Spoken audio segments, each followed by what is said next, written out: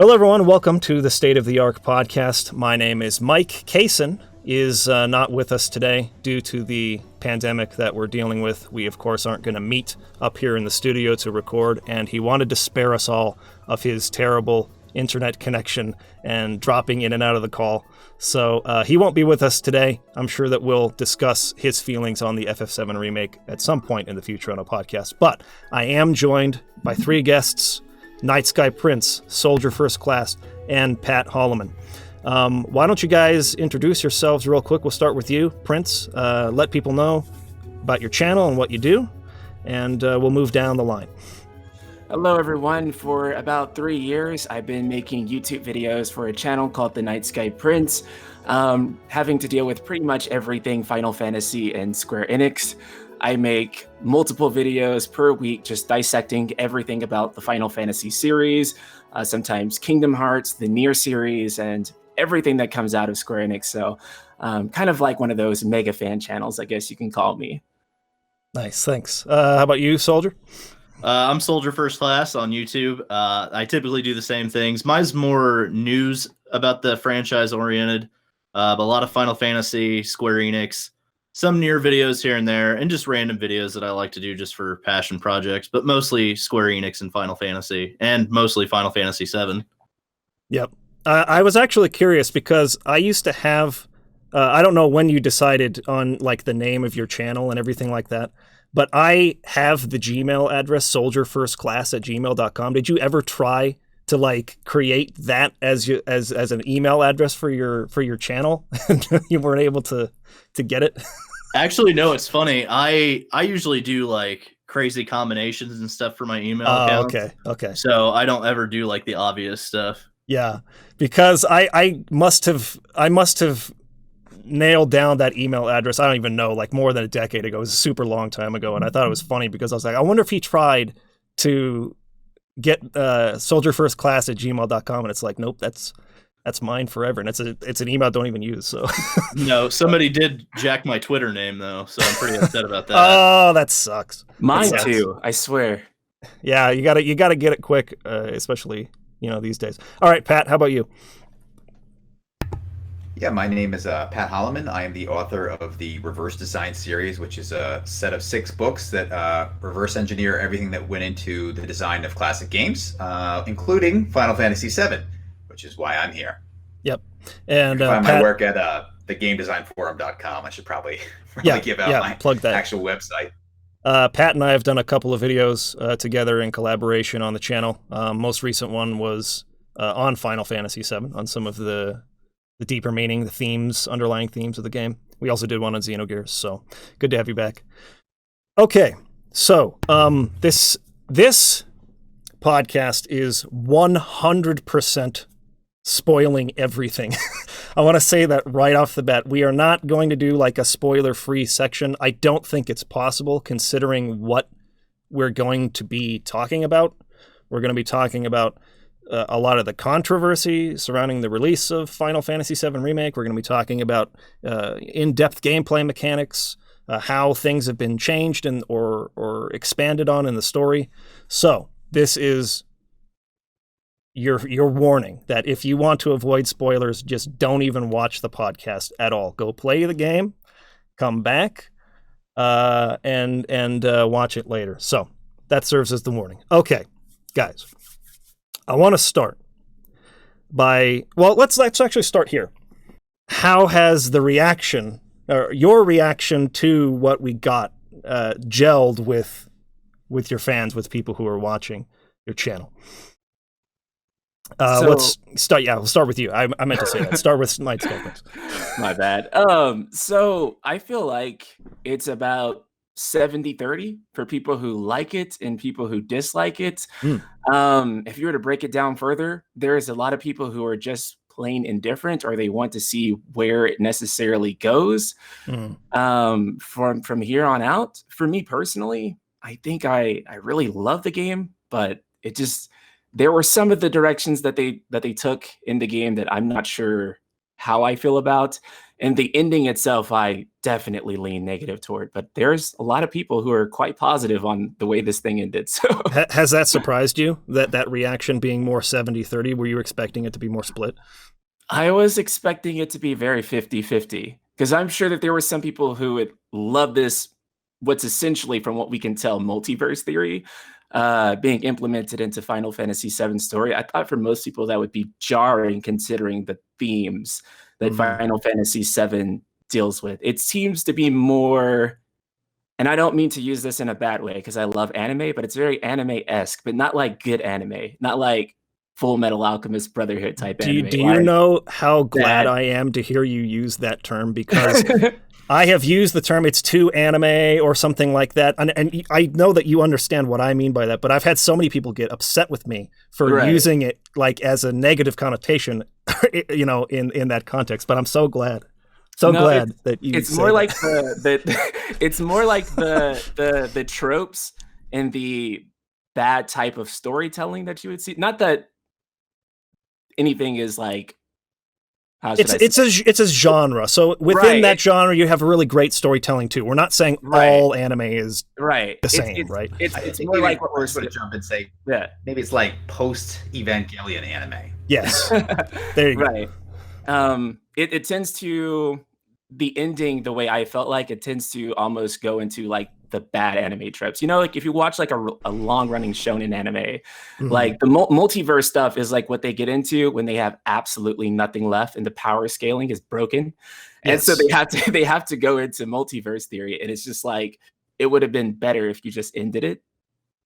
And then like even revisited at a later time when you had something that wasn't like multiple universes where we can offshoots into various different scenarios, because it feels like you sort of undermine the story and you undermined your ending whenever you introduce all these possibilities. How about you, Soldier First Class? What has the split been on your channel in terms of people liking or disliking the controversy? I'd say it's pretty close to how Prince put it. It's probably about 70-30, because it feels like, you know, for every 3 comments that I get, there's 1 negative, but there's 3 positives on the ending itself.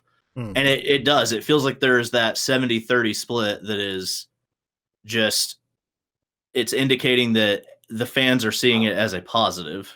Yeah. And how do you feel about the ending? Where do you lie on that? So personally, I lean towards the negative on it. As he put, the multiverse thing, that's kind of typically something you see when the people have run out of ideas.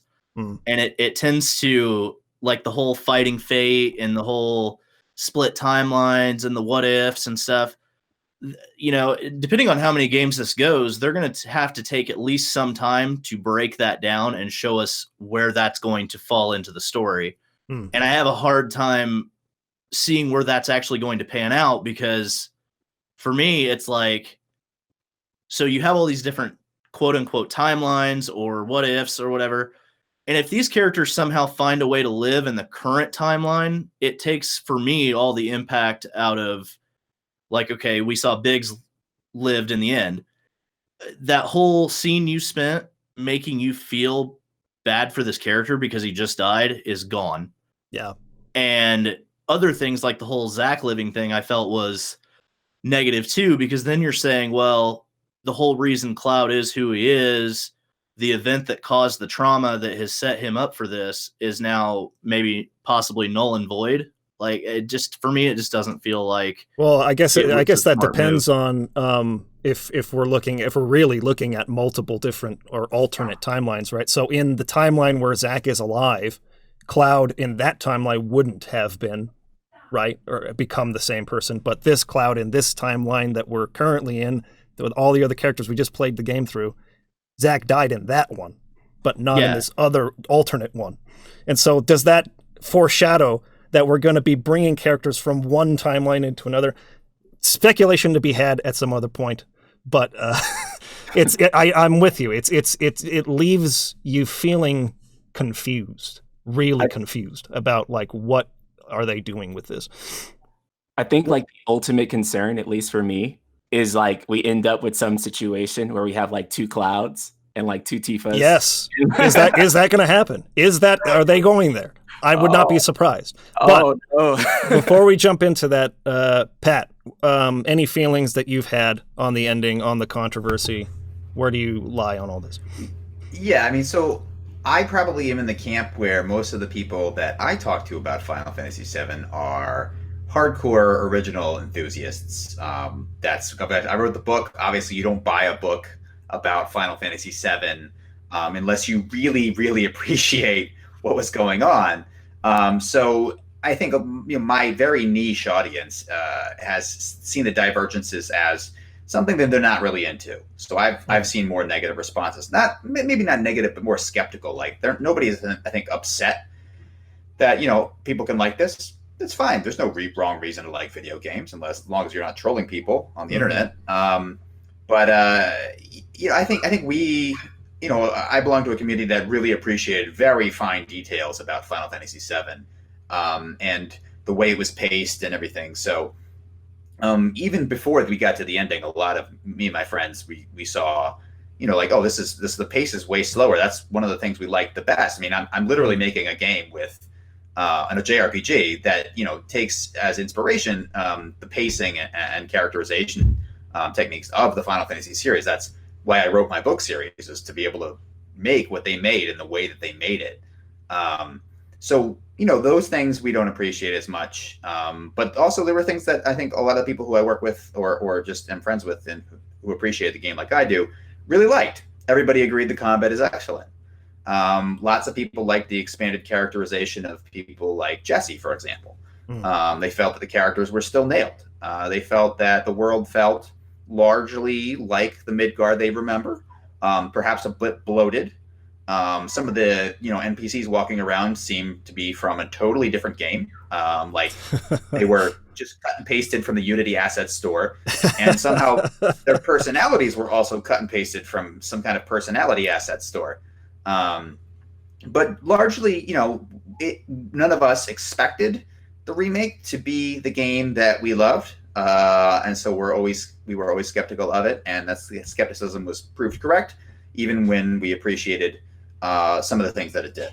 So the ending, nobody liked the ending. I don't know anybody who liked that you've talked to who liked it.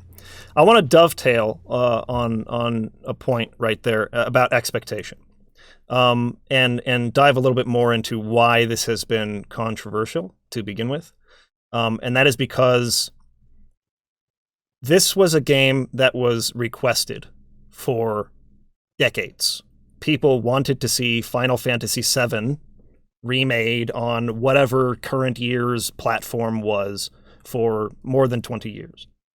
And when they announced at E3 2015, they were remaking Final Fantasy VII. I can only speak for myself. I'll let you guys speak for yourselves as well. I did not expect that meant that they were going to change the game. And I'm not just talking about story, because obviously that's where the majority of the controversy is with the ending and how that's going to affect it moving forward. But I mean, even just the gameplay design from like a structural baseline level, I did not expect that that's what they meant when they said they were remaking it.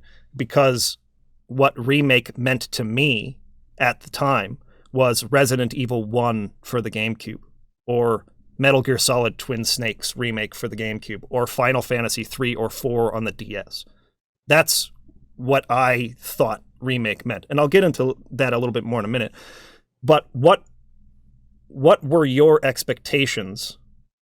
And did you feel like those expectations were betrayed? And if so, do you feel like Square Enix might have misled people with the marketing, with the fact that they used that term remake? And we'll get into a little bit about how maybe the term isn't relating to a remake of a video game, but a remaking of the timeline of Final Fantasy VII, like a narrative spin on the term, right?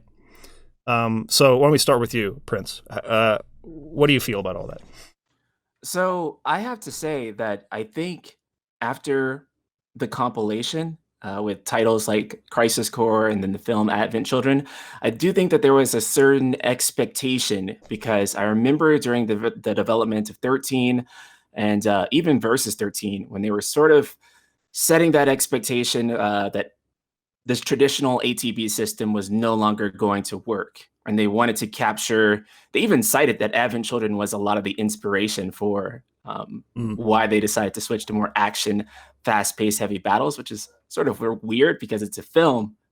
But that's they wanted it to feel that right, incredible, visually.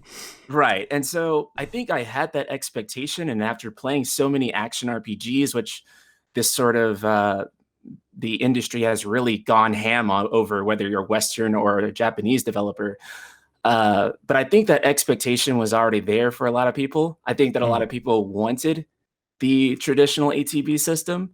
I can totally see why they went with it. And I have to say, it's been to a tremendous success that I think a lot of people who said that, I don't want to play Final Fantasy because it's turn-based, which, as we know, is, whatever. But to them, it was a pretty huge deal. And it's why they were into titles like Crisis Core, Kingdom Hearts, and things like that. And with them announcing today that the title has sold 3.5 million units in 3 days, they probably made the best decision. So going back to your question, I sort of had the expectation for the Switch and gameplay to be there. The expansion of the story, whenever they said they were going to have to do this into multiple episodes or parts or multi-game, which is probably the best way of describing it, is multi-game. That's where a lot of people got nervous. I thought it was a good thing. I still think that for the most part, barring how I feel about the ending and the new direction, I feel like it was a good thing, because one of my biggest enjoyments about this game has been going deeper into those characters' backstories. But in that moment, I guess like the trailer says, I didn't really think about any of my concerns. I just tried to focus on the fact that it was actually finally happening. I know, it's crazy, right? Like when you actually get past where the demo left off, and you're like, "Holy crap! This is the full game. It's here." I mean, the whole thing is. It was a weird feeling for sure. Yeah. I actually kept making that joke. I was like, this game isn't going to feel real to us until we get past the demo. Yeah, seriously.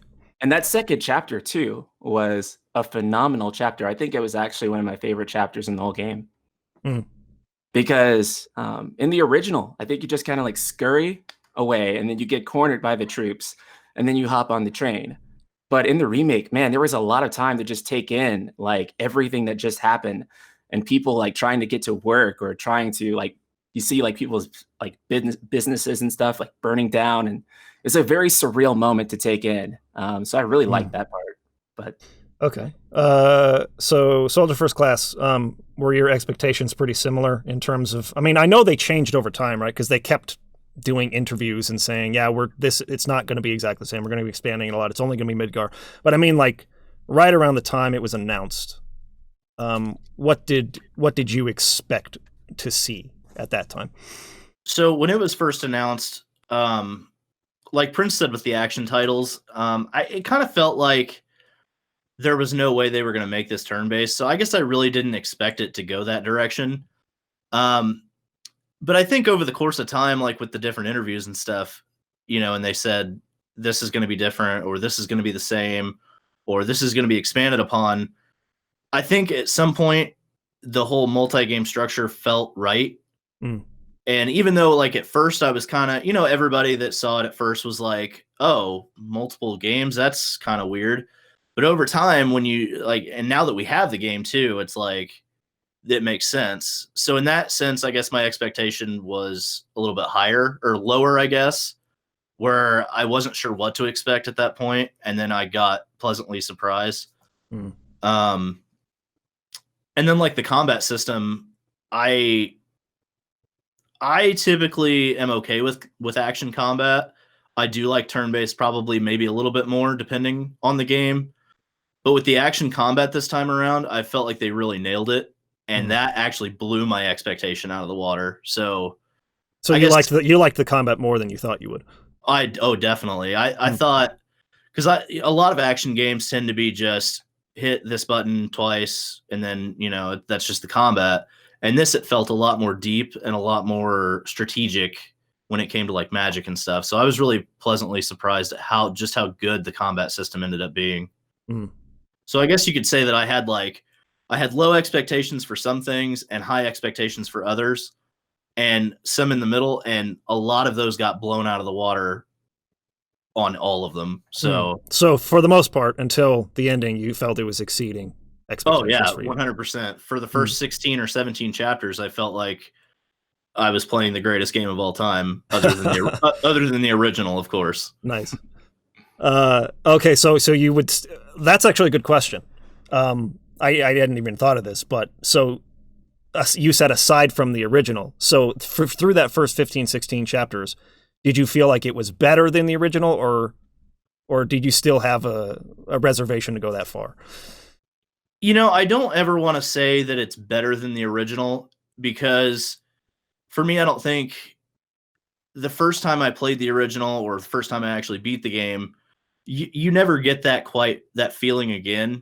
Yeah, it's hard to recapture that. Yeah, it's hard to recapture that. And playing a game that I knew was a remake of that game, while I loved, just about every minute of the remake, I don't think that it could ever replace it from a psychological level or from just a straight emotion level. I just don't think it could ever. I don't think any game will ever replace that. But I think that's just personal experience for me. Okay. Pat, I don't know where your head was at in 2015 regarding Square Enix. I would assume you probably. Yeah, I mean, like. Go ahead. I hadn't written my book yet. I finished that in 2016. So I guess I had started. Yeah, I started both of them at the end in summer of my Half-Life book and my Final Fantasy VII book in 2014 in summer and fall. So I had started, but I really didn't pay much attention to the marketing because game development is crazy. Especially big time, big budget, big series, big IP game development is bananas. Yeah. I work on indie game development now and mid-market stuff, and that is bananas. And you change your plans all the time. So when the spotlight's on, you forget it. I mean, who knows what could go wrong. But then when they announced that it was going to be 3 games, I kind of spent from age 9 when I played my first JRPG, Secret of Mana, until 8:22 Eastern Standard Time today. Trying to understand what made Final Fantasy VII or Final Fantasy and Squaresoft JRPGs what they are. So I spent a very long time. I went to Japan. I wrote books. I studied them. I tried to make them and all that sort of thing.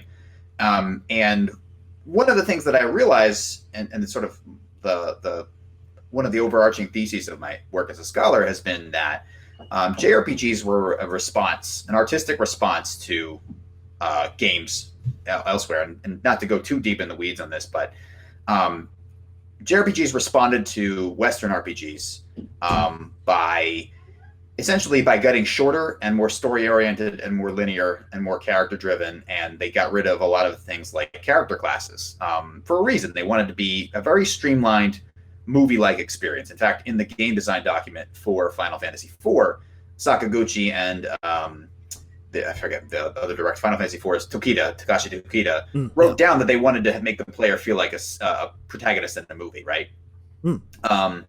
And so they had these really fast-paced, deeply emotional, sort of roller coaster ride games as a result of that. And as soon as I heard 3 parts or more, I knew that was out the window. In terms of pacing, you mean, right? Right, because how can you have someone feel like a movie protagonist if the arc doesn't end, which it can't, and doesn't in this game, not really. Sort of ends on a high note. I mean, you could sort of have Star Wars, obviously, which is very influential in the Final Fantasy series. Biggs, Wedge, all that stuff. But at the same time, the Final Fantasy VII Remake Part 1, or I don't even know what they call it in their marketing materials, does not really conclude any arcs at all, any of them, and it just asks a bunch of questions. And there was a Roger Ebert comment on Harry Potter, and I think, or someone on his site. I don't know if he was alive at the time, but someone on the site said, what you don't want to have for Deathly Hallows Part 1 and 2 is one movie that's all set up and one movie that's all payoff. Oh, sure, yeah. So if you want to make the player of your game, of a Final Fantasy game, feel like a movie protagonist, you're going to really skirt that problem if you break your game up into 3 parts. And so I thought that was going to happen right away. As soon as they said 3 parts, I was like, well, it can't be the JRPGs that it used to be. There's no movie protagonist flow in this. It's going to be something else. It's going to be maybe like The Witcher or Skyrim or something like that. Maybe they've seen the success of those games and they decided to go that route, or they've decided that, it's just too expensive. Final Fantasy VII was one of the most expensive games of all time when it was made, and prices have only gone up. And the credit market in Japan is not what it is here. It's tough to get massive funding over there. You notice that they don't really have super huge AAA spectacle Witcher 3, Uncharted 3, Dragon Age games over there. They tend to go a little bit smaller than that. And one of the reasons is credit, and just having the ability to finance those things. So I didn't think it would be possible to relive Final Fantasy in an artistic perspective, just like Soldier said. But also I thought that it was not going to be artistically possible because of financial constraints, technological constraints, and just the shifting of the market. Final Fantasy VII became the most was the most famous RPG of its time at the moment where Japanese RPGs were the most different from Western RPGs. I knew that was not going to happen again, right? That was a spectacular coincidence, which is why so many people own Final Fantasy VII and maybe never owned another RPG until Skyrim, right? 15 years later. I knew that was going to happen again, and it didn't. So I was not shocked or surprised. Okay. There's a lot of things that you said that I wanted to get into and unpack, but I don't want to turn this into a lot of things that I said. A freaking 3-hour conversation. But one thing I want to mention in terms of turning it into multiple parts and just the philosophy of Square in general having changed since Sakaguchi left the company in 2003. He was always adamant about not having direct sequels, right? And what's been interesting to me is almost the minute he walked out the door, they tried to make a tie between Final Fantasy X-2 and Final Fantasy VII. They started the Final Fantasy VII compilation project. And so that whole mentality of just the company's philosophy or approach has totally changed from when he was an executive, at Squaresoft. So to an extent, it's definitely, I would say it was not wise on my behalf or anyone else's to expect that they would kind of go backwards to try to recapture the game as it was, as much as try to bring it into the future. And that's what I want to talk about next in terms of the purpose of remakes. Why do we remake games? Why do they? I don't make games, but what is the purpose of remaking a game at all? And what do you guys consider to be what is your definition, I guess, for remake? Because I've been seeing so many people disagreeing just on what a remake is at all, right? I've seen some people trying to use the generic dictionary definition where it's to essentially rebuild something again or differently and leave it at that. And it's the broadest possible way of describing what a video game remake is, because if we're just talking about you just make something again but differently, does that mean we can produce Just Cause 5 but put Cloud Strife as the main character and call that Final Fantasy VII Remake? Obviously not. You have to have some level of faithfulness to the original source material. But where is that line for you personally? I guess I can start off on this. For me, the definition that I have found that I guess I felt I always understood to be the video game industry's definition of what a remake is the following. A video game remake is a video game closely adapted from an earlier title, usually for the purpose of modernizing a game for newer hardware and contemporary audiences. Typically, a remake of such game software shares essentially the same title, fundamental gameplay concepts and core story elements of the original game. A remake offers a newer interpretation of an older work characterized, and this is the important part for me, by updated or changed assets. A remake typically maintains the same story, genre, and fundamental gameplay ideas of the original work. The intent of a remake is usually to take an older game that has become outdated and update it for a new platform and audience. So when I read that, it was like, yeah, that's always been my understanding of it, right? It's not a remaster, which people have been coming at me because I expected something a little more faithful to the original game than what we got. And they say, and their immediate counter rebuttal is, oh, you just expected a 1-for-1 recreation with updated graphics? Well, woohoo, they told you they weren't going to do that. And it's like, no. Obviously, a remake is more open than making a 1-for-1 recreation. However, the video games that I've played as remakes that I really, really enjoyed were, let's just stick to the same series, Final Fantasy III and Final Fantasy IV DS, right? Those were not exactly 1-for-1 recreations. I especially love in Final Fantasy IV DS the scene where Cecil and Kain actually head out on the journey at the beginning, and you have the camera sort of doing reverse shots as they walk down the hallways toward each other, and they sort of do their bro fist, let's do this moment. And the entire script is essentially rewritten to sound very almost Elizabethan age, Shakespearean almost. And I love that language, so I was way into that, right? So it's not a 1-for-1 recreation. There are quality of life updates. There are all kinds of different things that were in there that were not in the original. That's what I consider to be the spirit of what a remake should be going for, right? Because there are people who don't have a Super Nintendo or whatever. I don't know. Final Fantasy IV has been released so many times on so many platforms. There's so many chances people have had to play that. But my point is, if we're not talking about that, we want to remake something really old and obscure. A lot of people aren't going to have access to that game anymore.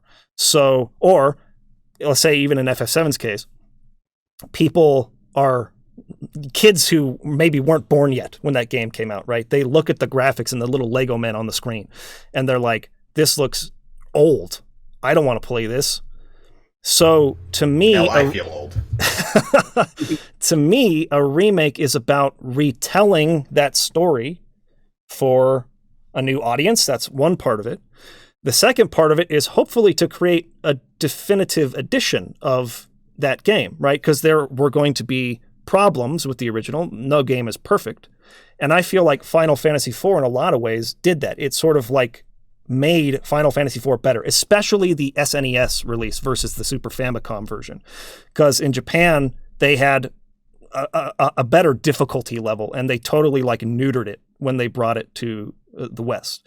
And the translation is funky because of all of the Nintendo censorship policies with we can't have anything Judeo-Christian in terms of iconography or symbolism in this. We have to change the spell name of holy into white, and just a bunch of other things like that, right? So the DS version reinstills a lot of that, is closer in spirit, I feel, to what the original intention was, but is still a faithful retelling of that story. And to me, that is the definitive version. A lot of people will argue that the PSP complete collection version is the definitive version, and I wouldn't even argue with that. I think both of them are improved from the SNES version that we got. So that's what I guess look for in a remake.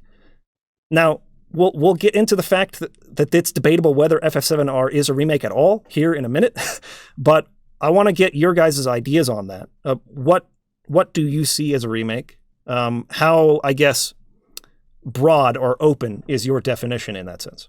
We'll start with Prince again.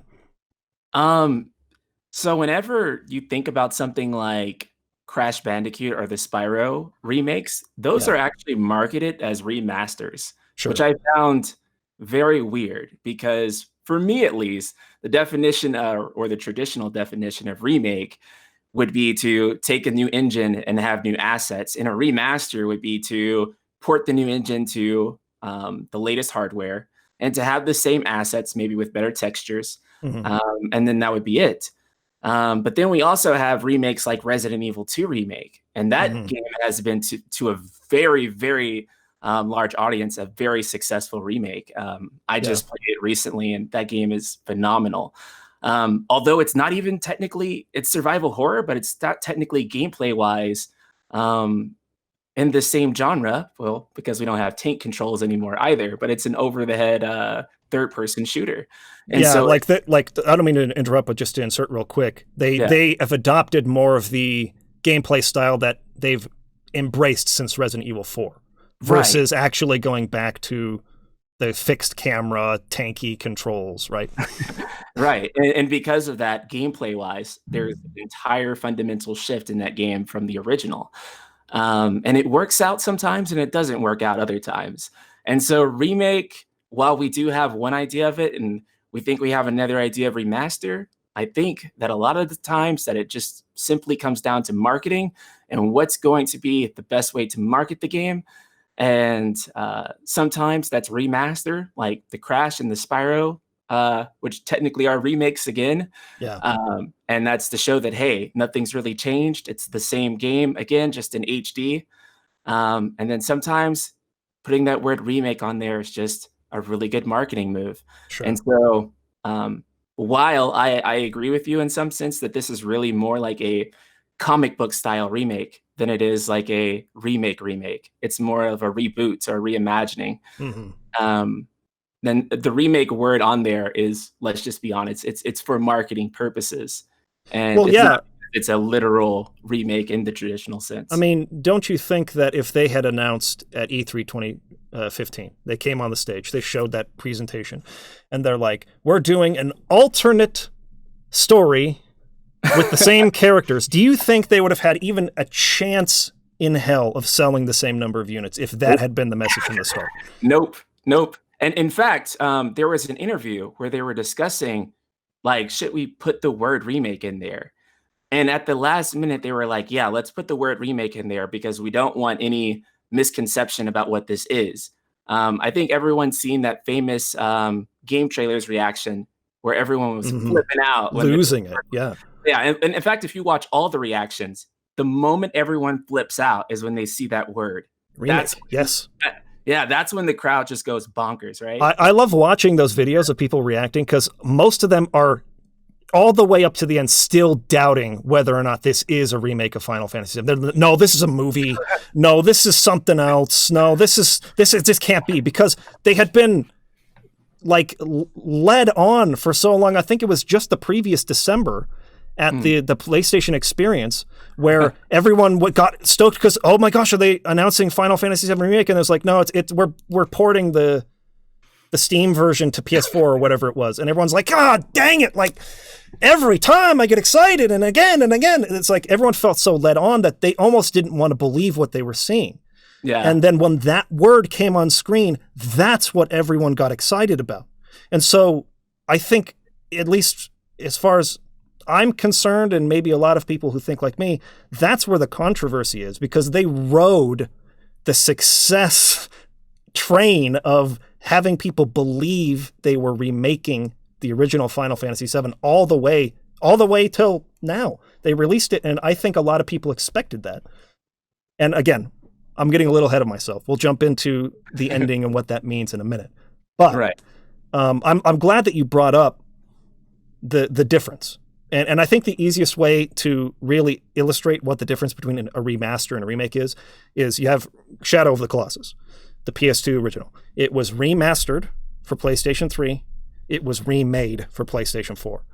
Even though it is pretty close to an exact one-for-one recreation, it's a remake because it was built in a new engine from the ground up. And if you go to like PlayStation's official page for Shadow of the Colossus, that's what it says right there, rebuilt from the ground up by Blue Moon Studios or whatever they're called. That's the fundamental difference. But I'm also trying to, as a caveat to that, say there is room for expansion. Like it doesn't have to be a one-for-one creation. That's one way to do it. But there is room for expansion. There is room for adding things. There is room for improving in certain ways.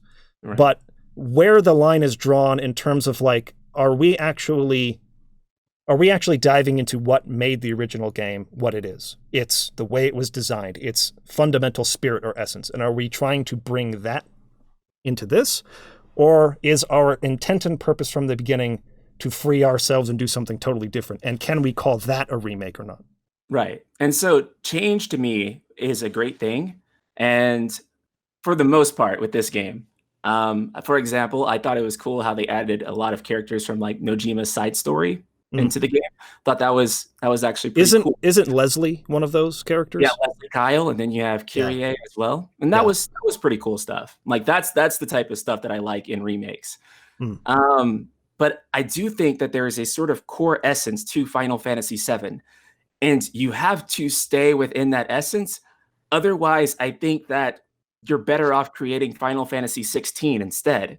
Sure. Why even bother to remake Final Fantasy VII is my main contention. So how successful do you feel that they were? Overall. Sorry if that puts a lot of pressure on you. Reduce a fraction of 16 over 18. and that's pretty much how successful that they were. A lot of the changes, some stuff in the original was better. Some stuff in the remake was better, but I don't think it truly became jarring to me about the changes when the moment when I was supposed to see the blood trail, it was like some kind of purple. It was. I remember the video you made on that though, where in the ESRB rating they didn't have blood, and you were speculating that scene was going to go for that reason, and I was like, oh man, I'm sure it is. I'm sure it's gone. Yeah. Because on the PlayStation 1, the representation of blood is not nearly as graphic as it would be on the PlayStation 4. Sure. And I feel like running that through a modern lens, that much blood on the floor, and you found bodies too. And they were described to be like mangled, basically. And like, you're like, what kind of creature did this? That's what the text says in the game. Yeah. And then for it to just be like it's supposed to be like Genova's blood, I think, but it's like a purple glowing goop. Yeah. In the remake version. And that was chapter 17. And that was sort of where I was like, okay, I get it. You guys couldn't do this because that would shift it from a T-rated game to an M-rated game. I get the economics behind it. But it was at that point I started to feel a little bit woozy. And then I think after that fight with Motorball, that's when I started to be like, oh no. And it's so weird too, because for someone like me, I feel like they were just knocking it out of the park, and then they got right to that ending, and I was just like, why would you go and just kind of toss it all away at that point when you had put down so much goodwill in the first 16 chapters? Now, all this being said, you're still excited for part 2, right? For the next one? I'm still excited for part 2 because I love high quality action RPGs. Sure. But as a continuation of Final Fantasy VII, I'm nervous. Okay. Let's move on to Soldier here. I know we went over like a ton of stuff there. Sorry. What are your feelings on what defines a remake to you? How successful this was at capturing that original essence or spirit? What are your feelings on that? So for me, a remake is similar to, and I kind of hate the term remake because it's so broad and it's hard to capture what exactly is it. Does it mean? Is it okay to change this? Is it okay to change that? Like for me, remake is I'm going to build this from the ground up. It's going to capture the same overall essence of what the original had, with some quality of life improvements, maybe some plot hole fixing.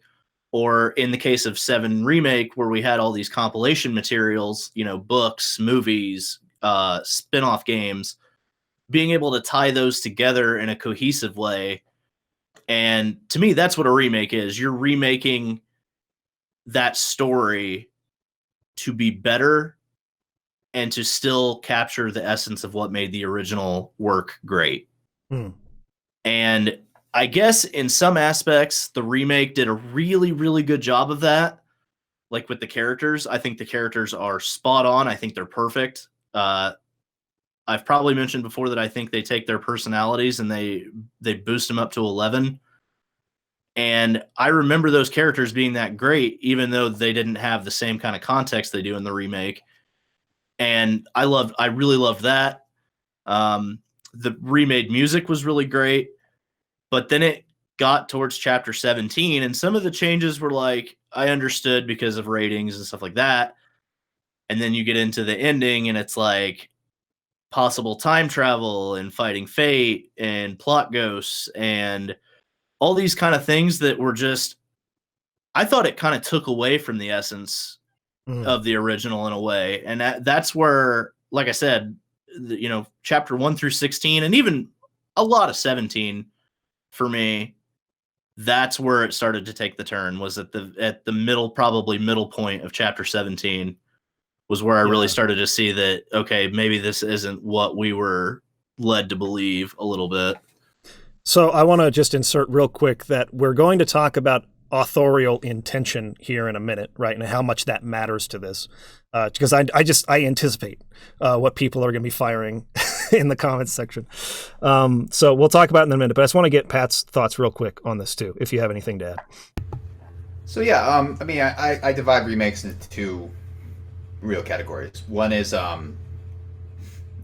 can have a remake, which is maybe three. We'll say, though, I don't know one of those really a remake or not. But the two primary kinds of remakes that we see in modern media are generally you have your remakes, which are like George Lucas remaking Star Wars in 1997, not what happened a million times after that, where he changed it a million times, but the special editions when they first came out in theaters. That's a technological update.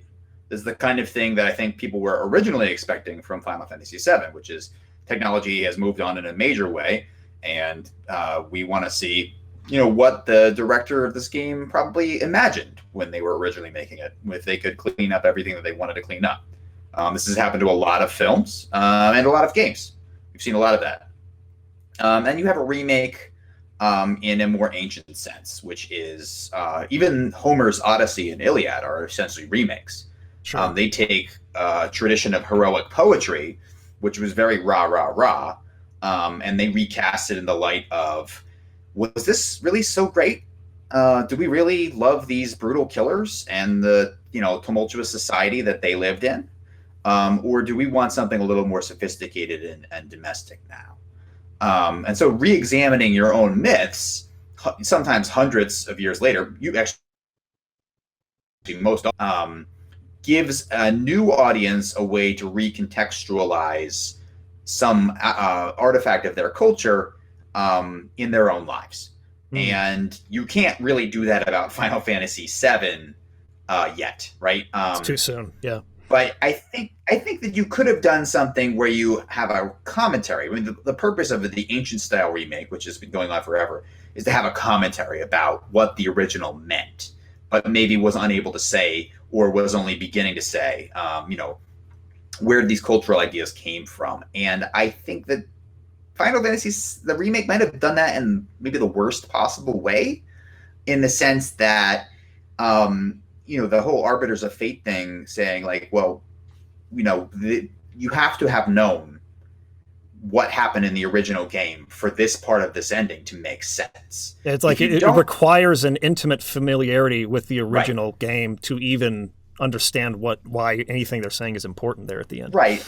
And that can be done well, and it can be done poorly. It can be done well in that everyone who heard Homer's Odyssey, which was actually not written by one man, but by a collection of people, they knew the stories about those heroes. And then when they heard the poets tell them, the poets would be offering critiques of those heroes. And so that difference, then knowing the source material, that difference was really meaningful. But in this case, I don't think that they're offering a loving critique of Final Fantasy VII, as much as they're offering a critique of the audience and the pressure that they've been put under to remake this game. And that can be a bit on the nose. So that, I don't know how I feel about it. I don't know where they're going to go with it. Maybe they just throw us that curveball just to keep us interested, and it won't amount to anything. It's not going to maybe they just feel stifled creatively. I don't know. But I think I was probably more expecting a technological remake and mostly, but that would broaden things out to be technological, but also technique, right? The techniques of RPG have developed. The patience of the audience has expanded. People will sit through 100 hours of RPG. That was not true in 1996. It just wasn't. PC RPG players would, but the broad audience was just not going to sit through a game that long. Now, the standards have changed. People expect 100 hours of content for $60, which is an absurd notion. But nevertheless, as audiences have changed and what audience expectations have changed, I thought it would be possible for the kind of remake where it's just an expansion to be okay. But I feel like maybe Square Enix, has one foot in each pond, so to speak, in that they want to offer a commentary on what Final Fantasy VII meant or implied or what it was like to create that game, but maybe they said it in a ham-fisted way, and so that to me is not problematic in the sense of that there is a monoculture which says which one thing is right and one thing is wrong, but a problem for everyone in that they're going to have to they've dug themselves into a pit. They're going to have to dig themselves out of it in a satisfying way that's still recognizably Final Fantasy VII, and I do not envy them that task. Sure. So I think I want to move off a little bit from the controversy, but I want to just go around one more time and ask these couple questions. I want to be careful about the wording too. I do not think that this game was falsely advertised, but I do think it was misleading. It was a bit deceptive. And that will also depend on how closely you were following it and like which interviews you read or did not read. Because it was like in one interview, Nomura would say, you can see this as a reimagining. He uses the word reimagining, right? He doesn't use the word remake. We're really like doing something different with this. But then in especially a couple of those like video interviews that they did right before the game came out that just kind of led up to the release, they talked about how faithful or how hard they tried to be faithful to the original and how they felt like it was going to please everyone. And knowing that they said those words and then what happens at the end, I struggle to understand that they couldn't have at least had some inkling of the controversy that this would create. And so like there's part of me that feels like I was misled and that they tried to keep they would be forthcoming and saying like this is not going to be a one-for-one recreation, right? So you can't expect that. But I think they also really tried to make it clear like, hey, we have people on our team who grew up playing this game, and their love for this is like pushing them into trying to really capture what that original was all about. So they tried to continue making that point at the same time. And again, I think Jim Sterling made a video about this week. I don't know if you guys all saw that. Where his essential point was whether or not you're going to feel misled depends on whether or not you like the twist at the end or not. And there's certainly a lot of truth to that. If you enjoyed it, then it's like, oh, that was awesome, and it was clever, and I didn't see it coming, and I was surprised by it, right? And I liked it. But those people who were not expecting that coming and realized that they had kind of kept this element of it hidden in how they talked about it for the purpose of it being surprising, right? They wanted to surprise the audience. I guess I'm being really long-winded. I'll just get to the point. How misled did you feel by this, if at all? And how, I guess I already asked that, but how does that affect, I guess, your excitement about the project moving forward? I might have already asked that already, but I'm just curious to see where you guys are at. So in my review, I gave the game a 9 out of 10 because it was one of the most enjoyable action RPGs I probably played since whenever I played Nier Automata, because that game was also phenomenal. It was a really, really, really good game in every aspect. And like Jim Sterling was saying, it really just depends on how you feel when you get to the end and what that does to you. For me personally, though, I wouldn't say that I was misled, because I did sort of go in with that notion that they could literally change anything. I just didn't know that they would introduce something that was so fundamentally jarring to me, that sort of off-put me or made me in a place where I wouldn't know how to feel about the story going forward. I actually 10 months ago, I had made a video titled "Why Sephiroth Will Be the Final Boss for the First Game," Yeah. and people were like, "That's stupid. Why would you? Why would you?" And it turned out, I'm sure that that video is gonna like pick up in like a little bit now that people are completing the game. That video is probably gonna pick up some views just because. Surge a bit, yeah. Yeah, because I was thinking about it and I was like, they're showing off way too much Sephiroth, way too early. He's on like the deluxe edition and everything. So there is no way that they're gonna put him in there and then him not play a major role in terms of encounter. So I can't say that I was misled, because I knew it was coming before before You anyone called it. else You did. called Yeah, it. I called it. Yeah. And so I wasn't really misled. I knew it. Where I feel not necessarily misled, but you can say that there is salt in my mouth over it, was basically just creating possibly another multiverse or timeline in a story where that's almost contradictory to the themes, especially the concepts of like destiny and fate, where I feel like Gaia in the original Final Fantasy VII was not about destiny or fate. It was a very cruel world in a way.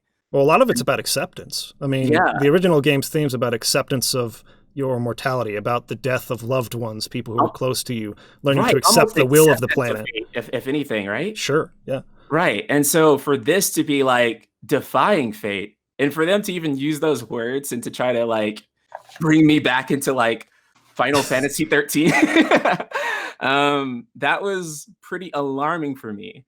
And so I understand that they had to, in order to sell this as a full game, I understand that they had to come up with something in order to make this feel like a full game's conclusion. And that's where I arrived at, oh man, they have to make us fight Sephiroth, because that they're going to think that that's the only thing that they could do in order to round this off. To make it feel like a final boss of a complete game. Right. And then, and it does feel like a complete game to me. I think I finished my playthrough at close to 40 hours. So I don't think in terms of playtime, there's any arguing that this is a fraction of a game. Yeah. I just think that there are so many different things that they could have done that would have been congruent with the themes of Final Fantasy VII that didn't necessarily cause such a jarring shift. Okay, so one thing I want to do. Well, listen, I wonder if I could go ahead, jump in, Pat. 'cause Go ahead, Pat. I want to talk about what he talked about and go out of order here. Yeah, go for it. So, like, yeah, so he talks about, Prince talks about you being congruent with the themes of Final Fantasy VII, right?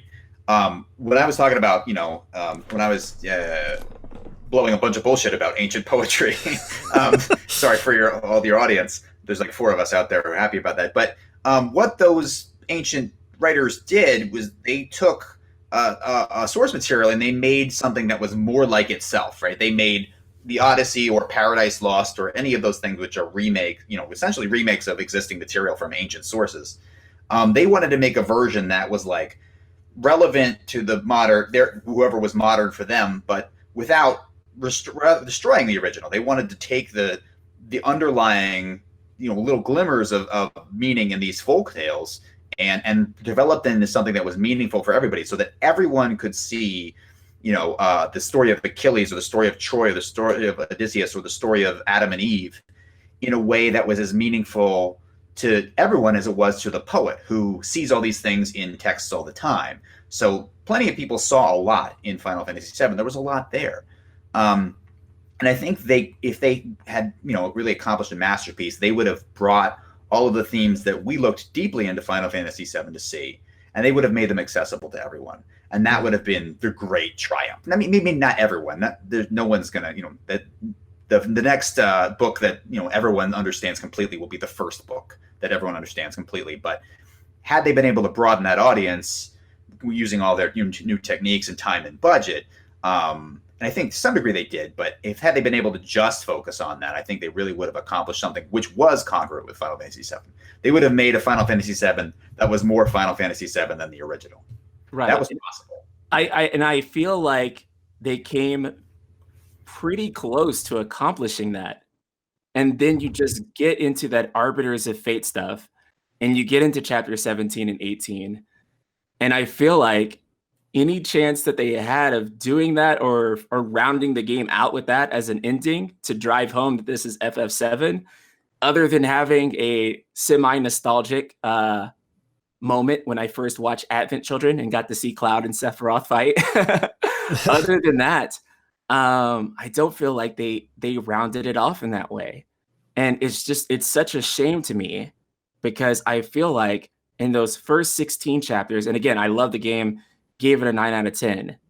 And that was primarily on those 16 chapters that I played leading up to where we got. And yeah. So before we change gears here real quick, we'll pass it over to Soldier if you have anything to add on this point. But I do want to, this has begun, and this is typical of me because I'm leading the discussion and I'm asking a lot of pointed questions that have made this conversation lean a little negative. So I want to look at some positive things in a second, but I want to pass it to you real quick just to see if you have anything to add on this topic. So I don't really feel like until chapter 18 that I was really misled in any way. I kind of knew from just researching the game and looking at all the interviews and the conflicting reports and stuff on what this game was that, I kind of went into it with an open mind per se. And I don't really feel like I was misled until it got to the point in chapter 18 where they're like, this is possibly actually a sequel to the game instead of actually being the game. Yeah. And I feel like, so, they wanted to make changes. They wanted to make story changes. They wanted to change the combat. They wanted to do all this stuff different or new or whatever while capturing the essence. But I don't feel like they needed the Fate Ghost for that. To me, it felt like something that they wanted to be all philosophical and metaphorical and get you thinking. But at the same time, it's like, if you want to change something, there were changes that you made that you didn't even use the Fate Ghost for. Yeah. So why do some changes need the Fate Ghost and others don't? Just change the game. Don't over convolute the change, or then you're putting too much emphasis on it and saying, well, and a lot of people are theorizing that the Fate Ghosts are actually us trying to keep the game like a meta narrative there, right? Yeah, a meta narrative. And if that is true, then it feels like you spent all this time respecting the original game and respecting the fans and stuff like that, and then all of a sudden you're saying, well, we're the evil people trying to pressure you. And I don't necessarily feel that way 100%, but it does when you get into chapter 18. It does kind of feel like they shoehorned the Watchmen of Fate in there in the last 45 minutes of the game. They tried to explain everything about him, and then they tried to explain Sephiroth and stuff like that, and it just felt very, very forced. And I felt like the ending could have been like with Biggs living. It took all the impact out of his death, and maybe Zach's alive. Like, what's that about? So for me, like you said earlier, it does feel like you need to play the original game to understand what's going on. And I do want to go back to an interview that Nomura did recently, where he said that originally when he started the remake project in his own mind, it was going to be a sequel in the compilation. And I think in chapter 18, he quickly threw that in there and made this a sequel. I don't think that it necessarily takes on the characteristics of a remake anymore. Yeah. I would say to me, it's pretty clear, especially with some of the lines that Sephiroth says. He says what lies ahead. What is it that he says? What lies ahead does not yet exist. That's it. Yeah. And Aerith makes a couple of she has a couple of lines that insinuate that, and then the actual title on the end that says the unknown journey will continue. I think it's fairly clear that this is, to me, that moving forward, this is not going to follow the original's story. It's not bound to that anymore. And that they want to sort of rewrite a new story within the same universe, so to speak. And whether or not you're into that, I mean, some people are really into it. You guys are saying it's like 70-30. So like there are a lot of people who are stoked and like they can't wait to see what comes next, and they're excited about it. And for all those people, like, fantastic, man. I'm genuinely happy for you. You're looking forward to a lot of cool stuff coming up. So I think I would be excited for that if I was getting that and sort of the remake of the original story. If they could just do both things. Yeah, if they could somehow do both things, I would be very pleased, right? It won't be too late for them to make a mod after they've already created all I'm of the sure assets somebody for the will. game that is just the game. Yeah. It's just Final Fantasy VII with HD. Yeah. I'm sure somebody will do exist. that. That's true. Okay. I do want to say, though, that if they had made, like, an effort to, like, Roche was in the game a chapter. Oh, and I thought he had a lot of potential. For me, I actually made a theory that countered Prince's theory that I thought Roche would actually come back with Genova cell implants from Hojo. Once he got done in chapter 4, he was like going to go back to the lab or whatever. And I thought that would have been a better ending and would still allowed you to transition into the next part on a high note, but still say, well, we don't know what's going to happen.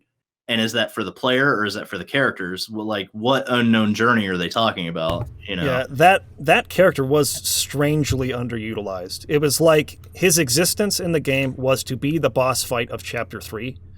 But like they didn't actually do anything with him later. And it's like that could, I think in some alternate universe that maybe Square made him the final boss of the game, and that could have been an interesting choice, right? Like actually introducing a new character to serve as that guy who's like defying you the whole way and not have to essentially like shoehorn Sephiroth into this as much as they did. But let's not do that right now.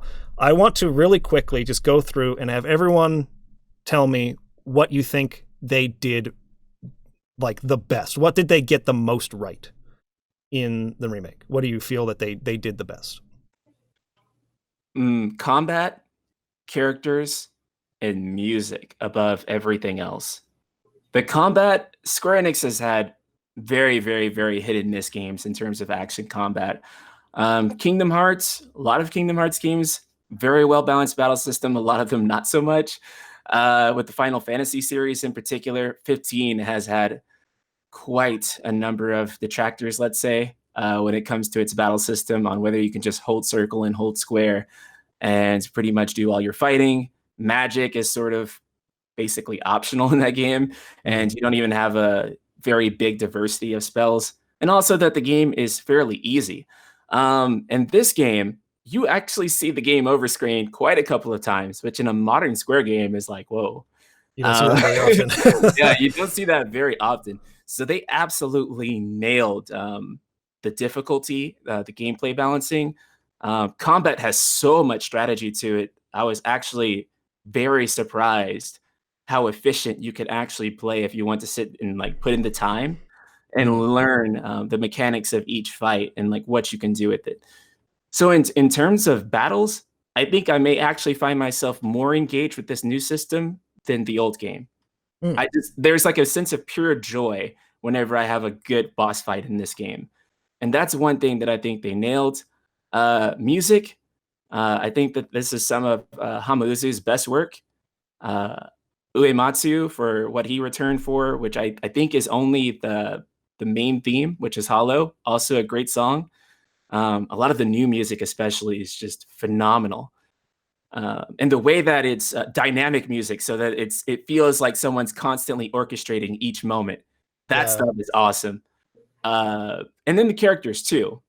Cloud feels like Cloud and not emo Kingdom Hearts Cloud. Tifa actually got a really good expansion to me. I feel like I really understand her in a way that I didn't from playing the original game. I feel like her voice acting also super phenomenal. Super phenomenal. Yeah, the characters were so right. And so those three things to me just stand out the most. How about you, Soldier? What do you think they got right the most? So definitely the characters. I do have to say that like Barrett, I think a lot of people were worried about how Barrett was going to sound translating from text to vocals. And John Eric Bentley knocked it out of the park. He's great, isn't he? He's awesome. He is fantastic. And I have never felt like these characters have felt so alive and so real inside of a fantasy setting. And I think that's one of the hardest things to capture is, with magic and swords and castles and all these different fantastical elements, to make the characters inside of it still feel like real people that you can relate with. And I feel like that's something they did phenomenally in the remake. They made like Cloud is this cocky, arrogant, I'm only going to do this for money type of thing. And I think that just amplified his persona, tenfold, and just made him so great and so fun to watch on screen. And I feel like all the characters are like that. I think the only real character that I didn't have a love for was, I thought some of the dialogue of the Shinra Middle Manager was a little iffy. But other than that, all the characters were just phenomenal. The combat system was great. I mean, I have played a few action games. I love God of War, stuff like that. And action RPGs are stuff that I've kind of gotten into lately. And I thought that they did a fantastic job of getting somebody that's not, in that genre all the time into the genre and loving it. Mm. And I loved every minute of Final Fantasy VII Remake's combat. I think it's really deep. I think you actually have to pay attention to status effects, and it's not just hitting the square button. And bosses have different things that they do based on difficulty, which I really like. I think difficulty in this game actually set itself apart from a lot of its predecessors. And the music's great too. The music's phenomenal.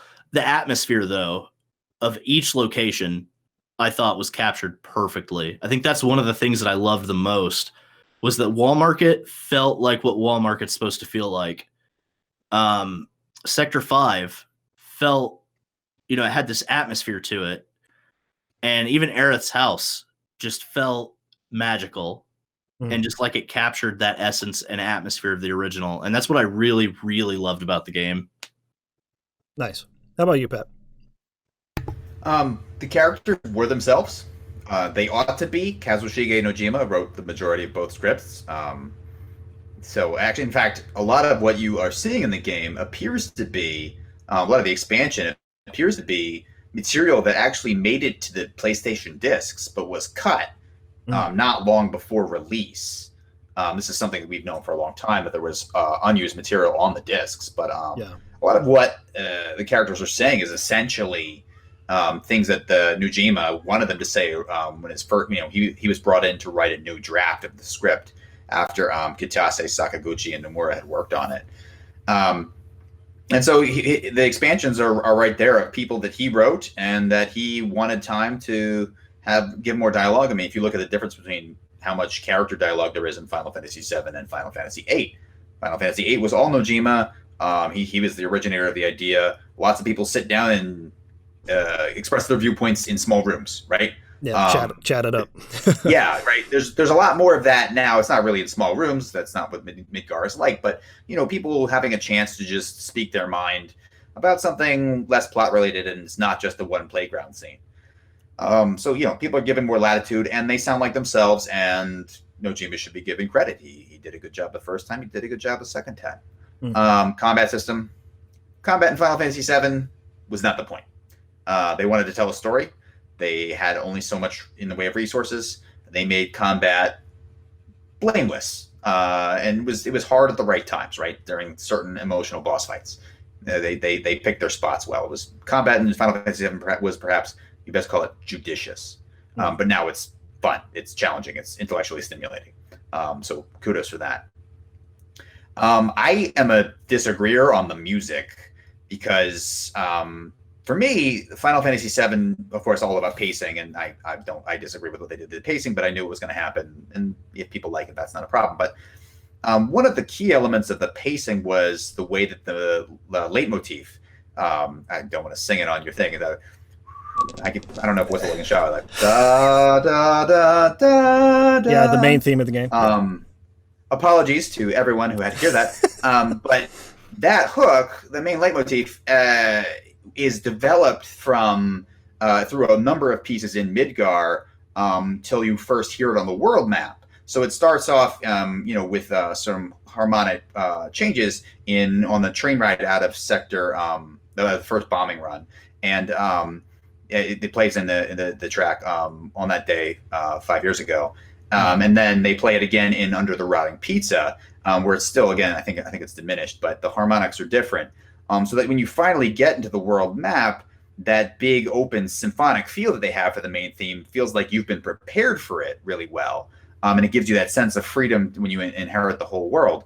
Now that they're deploying that theme sort of willy-nilly just as you're doing side quests is a little strange to me, and I think takes away from Uematsu's really clever and controlled pacing of the music.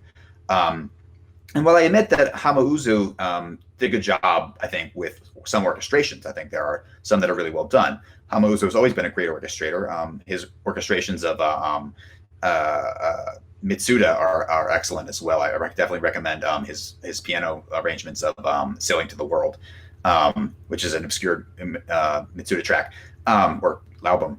But I think that he just used things probably because the producers told him, you use everything, right? We're going to have Sephiroth in this game. We're going to blow everything right away. We're going to introduce everything that people loved about Final Fantasy VII. We're going for it right now, all in. And I understand why they did that.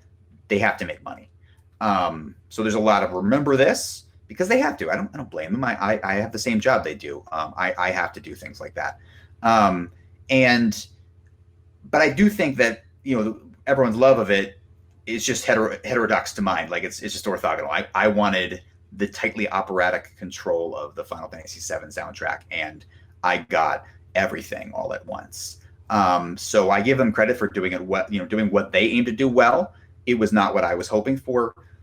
That's a summary of my feelings about the game as a whole, I suppose. Okay, cool.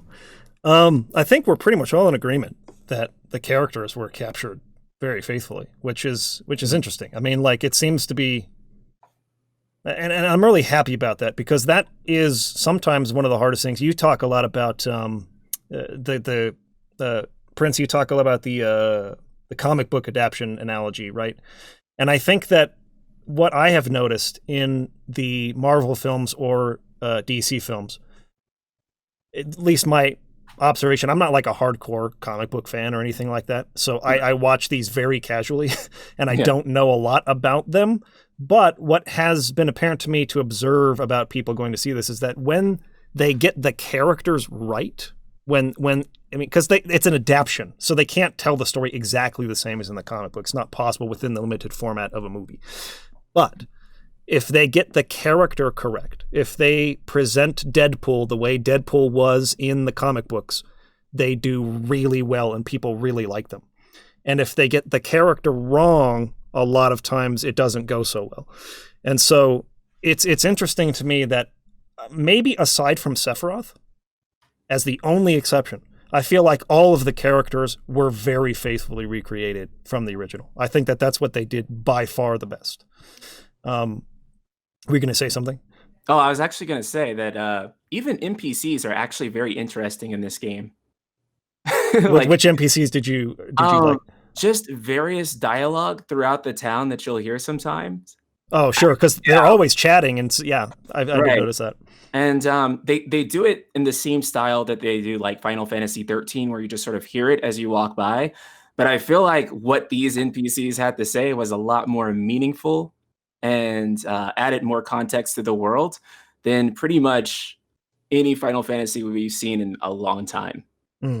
Yeah, and 15 especially, I think NPCs were a big source of criticism, kind of around the board. They did nothing. They weren't even part of the world in that game. They were just kind of just populating the area so that it looks like people are there. Okay, I want to jump real quick into game design, and then we'll get into more story stuff at the end, and that's where we'll wrap it up. So I want to bounce this idea off of everybody. It may take me a little bit to get through this, but this is something that I noticed, and I want to see if you guys noticed this too or felt the same way. I think you posted it on Twitter the other day, Prince, that recent interview where they they said that Nomura was kind of overseeing story and world. Obviously, Kojima wrote, and then they had Toriyama, Motomo Toriyama, director of the Final Fantasy 13 trilogy, he was in charge of game design. That was he was a co-director on the game, but he was kind of overseeing the game design portion of it. And my feeling on this game is that is very clear and obvious, because this game feels more like Final Fantasy 13 2.0 to play than it does feeling like Final Fantasy 7 to play. And I'm not saying that as some kind of like, well, I think everyone who watches my channel knows my feelings on Final Fantasy 13, but I'm not saying this right now as some sort of like criticism of it to say because it's designed in this way it's bad. Because I do think that it's improving a lot of things that I did not like about Final Fantasy 13's core structure. But, you know, the last podcast we did, we talked about how what is the spirit of Final Fantasy was sort of like the underlying question of that podcast. We were trying to arrive at an answer to that. And there was a couple of good comments that I read. One of them was highlighting an interview with Sakaguchi from many, many years ago, where he talks about his orthodox RPG formula, that he has like a formula that he follows when he makes games. And it's been interesting to me to see how I can see that, because I've recently played Lost Odyssey and I've recently played The Last Story. And though The Last Story is more of an action RPG and not so much an orthodox RPG, I have still seen the Sakaguchi formula for things like story pacing, for things like how long is a dungeon, for things like, you know, how does he handle A, B, C, and D. And those things are clear as day to me, and Lost Odyssey feels like traditional Final Fantasy in a huge way. And when I play Final Fantasy VII Remake, I see Motomo Toriyama. I see his fingerprint all over that. And not just Toriyama either, because before they consolidated their business divisions, this was done by Business Division 1. So for the most part, and you can't really say this out loud, this is basically the Final Fantasy 13 team. Yeah. With a couple of hires on it. So yeah, I mean, I see it especially in map design, right? Yeah. Like everyone slams Final Fantasy 13 for being super linear. I am not this person who's going to sit up here and say that linear game design is bad, because it's not. Some of my favorite games of all time were the Prince of Persia trilogy, PS2, GameCube, Xbox era. And those are extremely guided linear games, right? In my FF13 review, I talk about how linearity is not the problem. It's about how well you can mix up the gameplay so that you're not just doing one thing all the time. Running forward, fight, running forward, fight, running forward, fight. For 2 hours through a dungeon, that becomes really old. And one thing that Prince of Persia does really well is that it gives you this great blend of platforming, combat, story, puzzle solving, and it's constantly sort of switching that up, and it's not doing one thing too much. And I can see how the attempt to do that here, I saw that he tried to inject some kind of mini game-ish sort of things into some of these dungeons.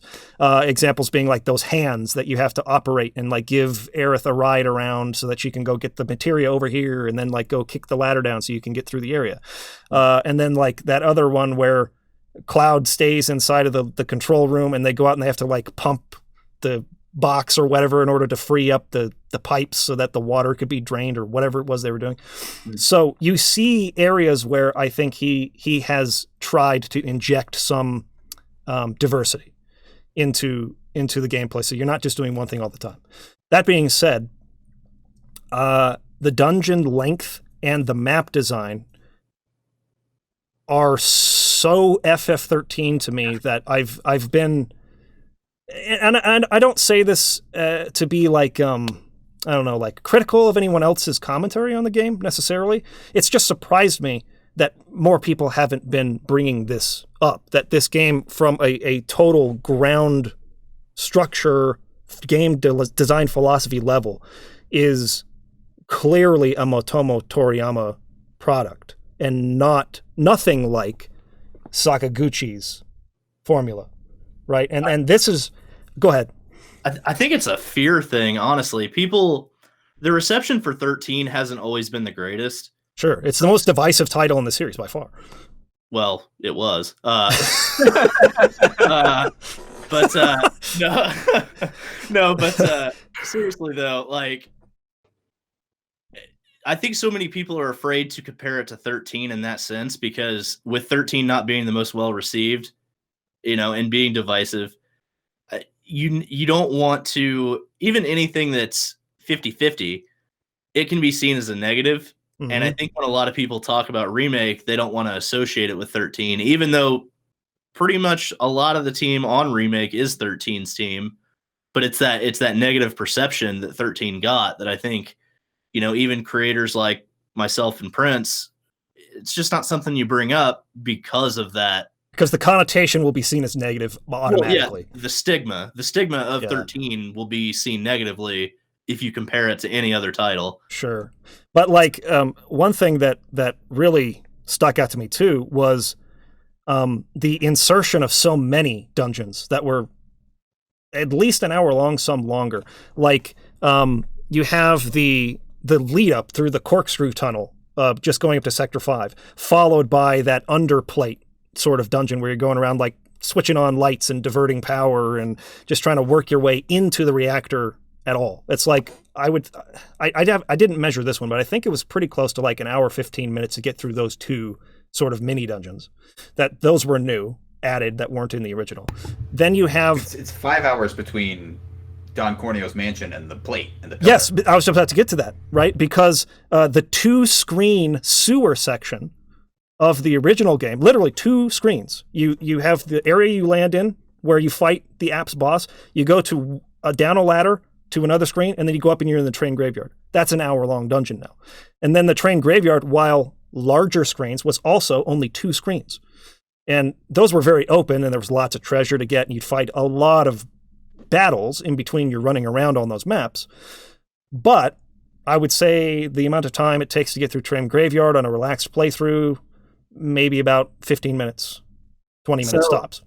A lot of the reason for that extra padding, though, too, is because the significant amount of time that it takes to create those assets now, they feel like they have to utilize them more often. And so you do kind of get that artificial padding a lot of times. And there was someone who brought that up on Twitter to me yesterday, where it was like, well, why do they feel like they have to pad the game this much? My conclusion is probably a little more cynical, in that they're trying to find a way to justify selling the game that only has Midgard. They don't actually have the content to fill that game to 30 or 40 hours. So they're trying to pad it so that it will feel justified. His conclusion was, when you spend that much time creating assets, it makes more sense to create a larger dungeon or experience using them. Go ahead with what your point was going to be, though, Pat. Those are two of the same thing. I deal with this every day. Art is 70% of our costs. Yeah, I mean, in art, like, you get blocked by art. Artists get blocked. You have to create. And assets creation is just a huge focal point on any game production. You often are waiting for that, and the project will just simply slow down. I mean, but when you get something as intense as Final Fantasy VII, right? You have to do a concept, you have to do a render, you have to do a low poly, you have to rig and then light, and then test, and then debug, and you have to have graphics programmers. Like, my programmers on my mid-market indie games do everything. They make the gameplay, they make the assets run. We use simple prefabs. It's very simple. But Final Fantasy VII Remake has an entire team just dedicated to programming the way that monsters are animated. And those people are expensive.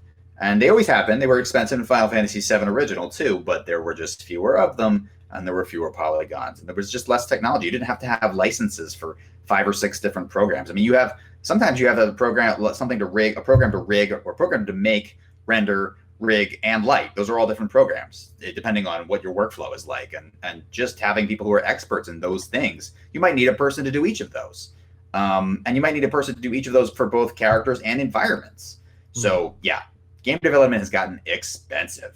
unsustainably so. I think we're going to have. Oh yeah, I think it's totally ballooned out of control, and you know, with the way that devs are overworked too, right? This was a point somebody brought up, and it's so true with the stories coming out about how CD Projekt Red overworks its staff, how Naughty Dog overworks its staff. It's just the crunch is so insane, and people's health is jeopardized because of it. But like that business model has got to change at some point, because I think you had brought this up earlier too, Pat, with the original game, FF7, was for its time the most expensive video game ever produced at $45 million. You adjust for inflation, that's getting into the realm of like 75, 80-ish today, right? This game, I guarantee, was 150 million plus, somewhere in that range, like way, way, way more expensive to make, even than the original game. And the Japanese credit market in the 90s was much better too. Yeah, there was sure. a lot more money flying around until about 1997. So they could make, and then Square Enix had this gold standard reputation. They had nothing but hits. So everyone was willing to underwrite them. Not so much anymore. I mean, like you can't, like CD Projekt Red, right? They got, for Witcher 3, they got a massive amount of funding.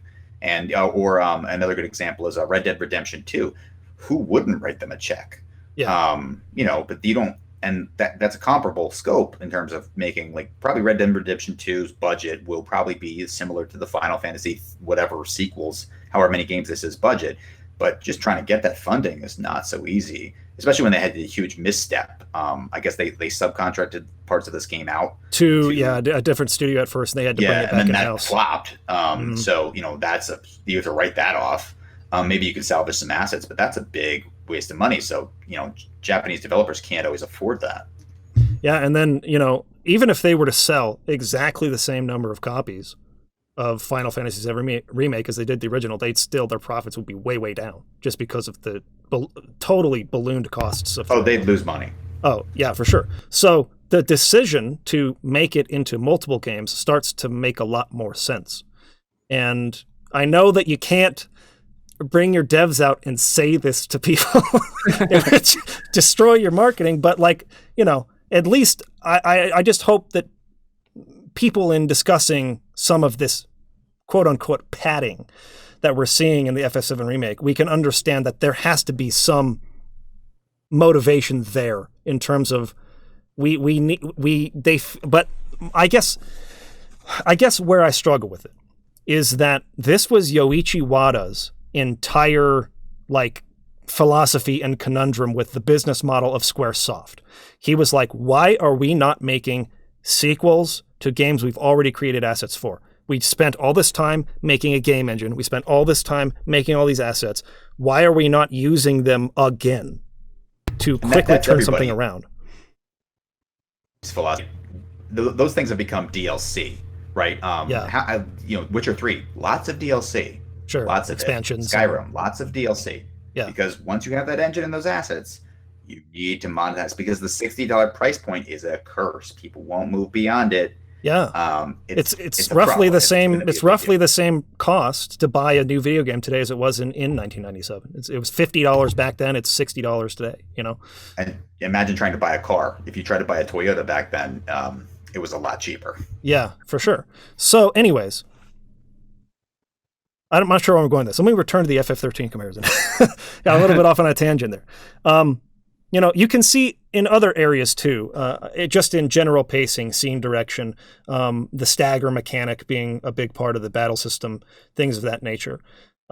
So I guess, like, ultimately what I felt by the time I finished the game, aside from any problem I might have had or anything that I liked about the story, which was, as Pat brought up earlier, like, combat. I actually brought this on one of my older podcasts too. I don't think combat was the point in terms of, like, what people really enjoyed about the original game. It was the story, it was the characters, it was the materia system. That was, like, the unique RPG gameplay element that, like, really made it stand out. And the materia system is combat maintained. Preparation. Yeah, preparing for combat. How do you go about that? And each Final Fantasy game approached that in a different way. That was the thing they iterated on or changed or experimented with every time. A lot of the other underlying formula that Sakaguchi had was the same with each game. So I guess my point is, when I came to the end of FF7 Remake, I felt like a lot of that essence that formula from the original was kind of like replaced with Toriyama's formula, which is and this is just me. This is just an opinion. It's not to say that it's good or bad, because you can't really say that, but it's to say that I disagree with Toriyama's approach personally, because I think he wants to create a very guided experience. He doesn't because he thinks that in order to tell a good story, you have to do that. You have to really like lead the player if you want to tell a good story. If you give them too much freedom, you can't create a lot of urgency about like, you need to go here now. And they're like, I'm going to go do like 50 side quests first, or the meteor's about to crash and you're going to go around racing chocobos and gold saucer, right? I mean, like there is some level of disconnect there with like being able to create a sense of urgency in storytelling. And I get that. But I think that he tends to take it, personally, I think he takes it too far, to the point where the level of freedom and customization and choice that is an integral part of what makes RPGs what they are is a little bit lost in his games. So what do you guys feel on that route in terms of like how the game feels to play versus the original? I think some of you already touched on this. You already expected it to be wildly different. But that was something that I was at least hoping they would try to be a little bit more faithful to. What do you guys feel about that? Let's start with Prince again. So in terms of Final Fantasy 13 design, yeah, there's a lot of Toriyama stuff in here, and it does like feel almost like a continuation in a gameplay sense of the Final Fantasy 13 trilogy. Although it's a lot better in terms of a number of things. For example, I'm constantly going through all my combat options, my materia set up.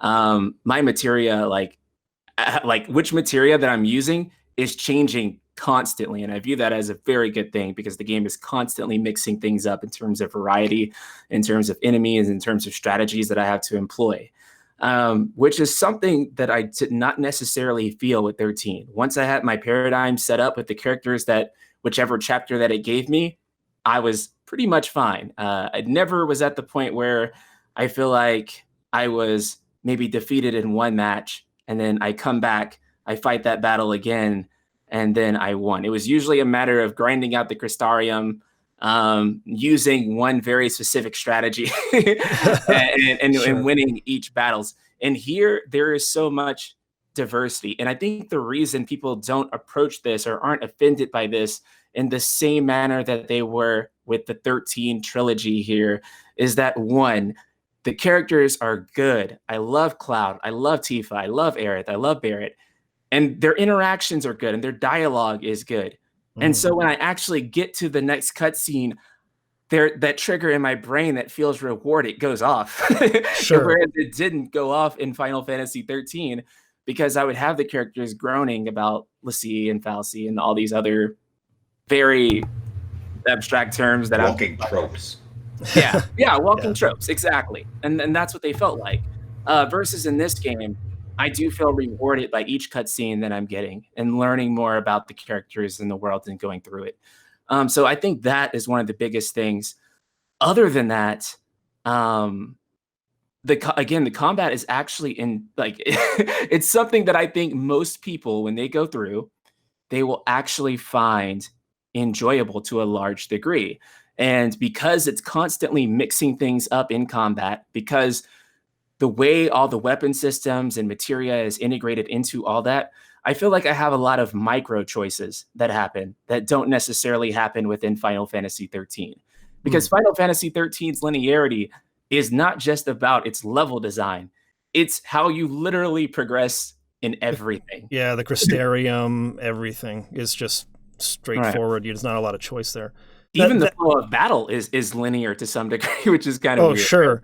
Right. And I think it's interesting to bring up the Crystarium, the difference between that and, say, the weapon upgrading in FF7 Remake, right, where they look very similar, but here you do have more choice in saying, like, I'm not going to purchase this upgrade. I'm going to go for this one on the level 2 section first. So you do have more choice there. So I do agree. It is perhaps an evolved and improved Final Fantasy 13 formula, a Final Fantasy 13 2.0, if you will. Yeah, towns, 8 towns, which they said were impossible. Yes, townspeople.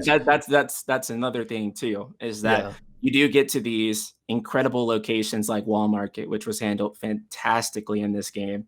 In between these dungeons that are somewhat long, this is probably somewhat controversial to say. I feel like the game's pacing would have been incredible had the game been about 10 hours shorter. I agree 100%. But I think it would have been a way better game if they had just cut content. You know who agrees with that? Hironobu Sakaguchi.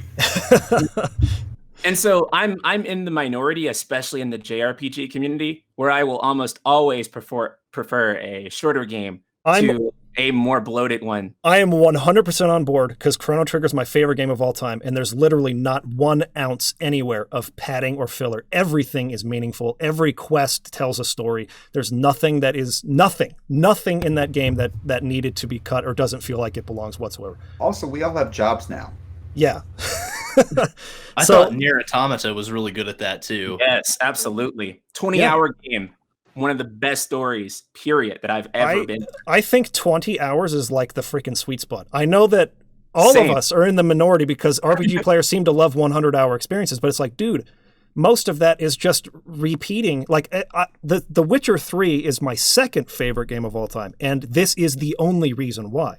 Like, it's the best I've ever seen at repeating certain kinds of content and trying to make them meaningful because the questing is absolutely spectacular in that game. It's the best questing of any game I've ever played. But you are essentially repeating the same types of things over and over and over again. This is a big, just overall criticism of open world games in the modern age, where you have icons that indicate, okay, this is this type of thing, and this is this type of thing, and they repeat it. They to create maybe 5 or 6 different things you can do, and each of them has like 30 iterations of it spread across this giant map. And so like you turn what is essentially 20 hours of content into 100 hours of content or more just by doing that. And so like, yeah, I prefer to really cut down and trim it so that it's a really focused experience that's in the 20-hour range than doing meaningless busy work for 100 hours so that I can level up enough to actually fight the final boss. Like, you know what I mean? But they also could not have gone that direction, because if this game was less than 30 hours, people would have been pissed. People would have been pissed, and they would have said that, it's it's a cash grab instead of being a legitimate full-size game, like they said, because to a large number of JRPG fans, it's not a full-size JRPG unless it's 100 hours long. Yeah. And I'd rather not play a game with so much I'd rather just get to the meat. For sure. Instead of getting to all the fluff. And I think the worst offender in this game is Chapter 14. Mm. Chapter 14, it has a lot of freedom because you can go back and you can do all the side quests, but it's the main story quest where you go back through the sewers and you have to refight Abzu again. And it's just, that was when I was like, this is the most obvious padding in the game. Yeah, for sure. And at that point, that's when it dawned on me. I was like, man, if this game was a little shorter and just no padding, it would have been so much tighter. I would have liked the game a lot more if they hadn't added as many of those really long dungeons and if they didn't have as many of the side quests. That's why Final Fantasy 13 too is a better game too. Sure. Because with Final Fantasy 13, like you said in your review, there is just like these massively long dungeons. And sometimes, like when you like think back on that game, it feels like you were stuck in a dungeon for the whole game. Yeah. It accounts for more than 50% of the playtime in FF13. Yeah. And I feel similarly about this game. 50% of its playtime, I think I beat it in like 30-something-ish hours, 32, 33, something like that. But like half of that time was added dungeons or new side quests. And it's like, I would have rather just freaking had the game be 15 hours. Personally. I know a lot of people will disagree with that, but I honestly felt like it would have been a better game for it.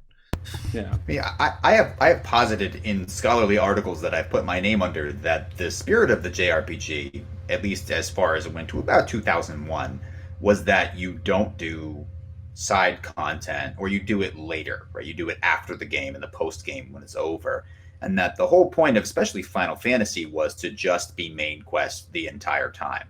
It became an artistic strategy starting in Final Fantasy IV and going on from there until about Final Fantasy X, was just, why don't we just give them what they want all the way through and just focus on plot and character, and we'll even leave other things by the wayside. We'll leave interesting combat, we'll leave freedom of choice, we'll leave, wandering around and backtracking and all that stuff. We'll get rid of all the things that exist in reputable RPGs that even we like, but we'll just focus on just main quest because that's what we can do well. And I think they, for reasons that I sympathize with, have lost that here.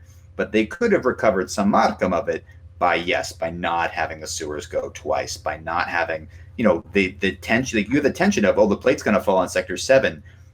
Now here's 6 hours of content. And the characters are desperate. They're desperate to get up there, and it's like they're going to screw around with this ghost kid for like an hour. Right. You can't sustain that. You can't sustain tension. It's like the whole point of that in the original game was that there was this tension, and then there was the payoff on the tension right away. And then because the payoff was negative, it was a heel victory. You're like, wow, that's a real twist. And then things slow down, and you climb the wire up to the plate, and then all of that stuff happens. But that is JRPG, right? Where it's like, quest starts, quest ends, new arc, right? You have setting, exposition, conflict, results, boom, boom, boom, boom, boom, and you have that through the entire game. No gaps in between. Everything you do is either important to the main plot or to the development of a specific character, and that didn't happen the later you get in this version. We haven't heard from you in a while, Soldier. Let's get some of your input on this. What do you feel? So, for me, I personally, it's funny. Prince and I were playing the game side by side, basically, and we would message each other stuff. And one of the things that I messaged him specifically about was the Chapter 14 padding in the sewers. I was like, I didn't really particularly care for the sewers the first time. Why do I want to go through it a second time and have it like I'm chasing this little rat thing around to get my key or whatever? And it's not even a key, it's a necklace. And then I got to fight Abzu again, or Abzu, I should say. And I liked fighting Abzu, but at the same time, I'm like, why? And then when it came to side quest, I thought the best version of side quest was in Chapter 9 when you're doing Wall Market. Because they were tied into the actual... Exactly. They were tied into everything that was going on. And it's depending on what... which one of Corneo's lackeys that you went to, the quest would be slightly different. Or even if they weren't different, you got a different result based on what character you went to first, or what character you interacted with the most, or whatever. So I thought that was really cool. I thought that was a really good implementation of side quests. Chapter 3, I think it was, when you meet Tifa and you do all the side quests for her, I thought some of them were okay, and then I thought some of them were clearly padding. Mm-hmm. Chapter 14 was definitely weird. I liked some of the side quests. I thought I want to say that Chapter 14 is the one that had the Angel of the Slums, if I'm not mistaken. Where you discover their identity. Yeah. Yeah, I really liked that one. I thought that tied to the lore of the game. And it actually did pay off in the end, I noticed, with the whole Marl and everybody rebuilding Sector 7. At the end of that quest, they tell you, okay, well, the tiaras are going to be sold for money to help, with all this stuff. And I thought that was really cool. I thought that was a good side quest that actually tied into the lore of the game. And when the side quests did that, I thought they were great. When they didn't, and they were just kind of like, oh, go kill this rat, that's where I kind of was like, well, that could have been taken out, and it would not have affected my, opinion on the game. Sure. There was a rat somewhere in a side quest. It was called it was not just Doom Rat. It was like an apocalypse rat. Does anyone remember? I can't remember the term. I want to say it was like a rat.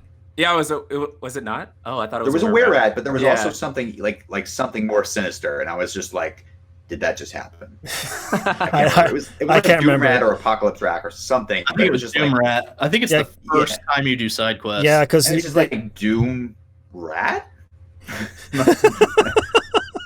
That's funny. Like Doom Train, Doom Stalker, like Doom Rat.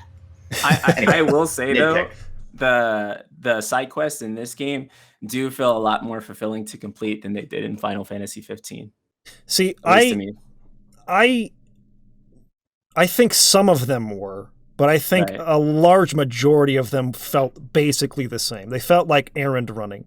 Right. Like there was someone bringing up, it makes sense for Tifa to take you around in Sector 7 and introduce you to people because he wants to be a mercenary. This is going to be his occupation in Midgar, so he's trying to get his name out there. I get that to a sense, but I don't think a hardened mercenary is going to walk up to a 5-year-old and be like, yeah, I'll help you find your 3 cats that are lost. Like, and Cloud is frequently incredulous at the tasks he's asked to do. Yeah. It's almost like the character's like, what game am I in? Yeah. Now, going and hunting monsters that threaten the area, yes. Like, they send you out into that, what do they call that little area? You run out there and you fight a bunch of monsters out there. The scrapyard or something. Yeah, the scrapyard. That makes sense. Killing the Doom Rat, right, makes sense.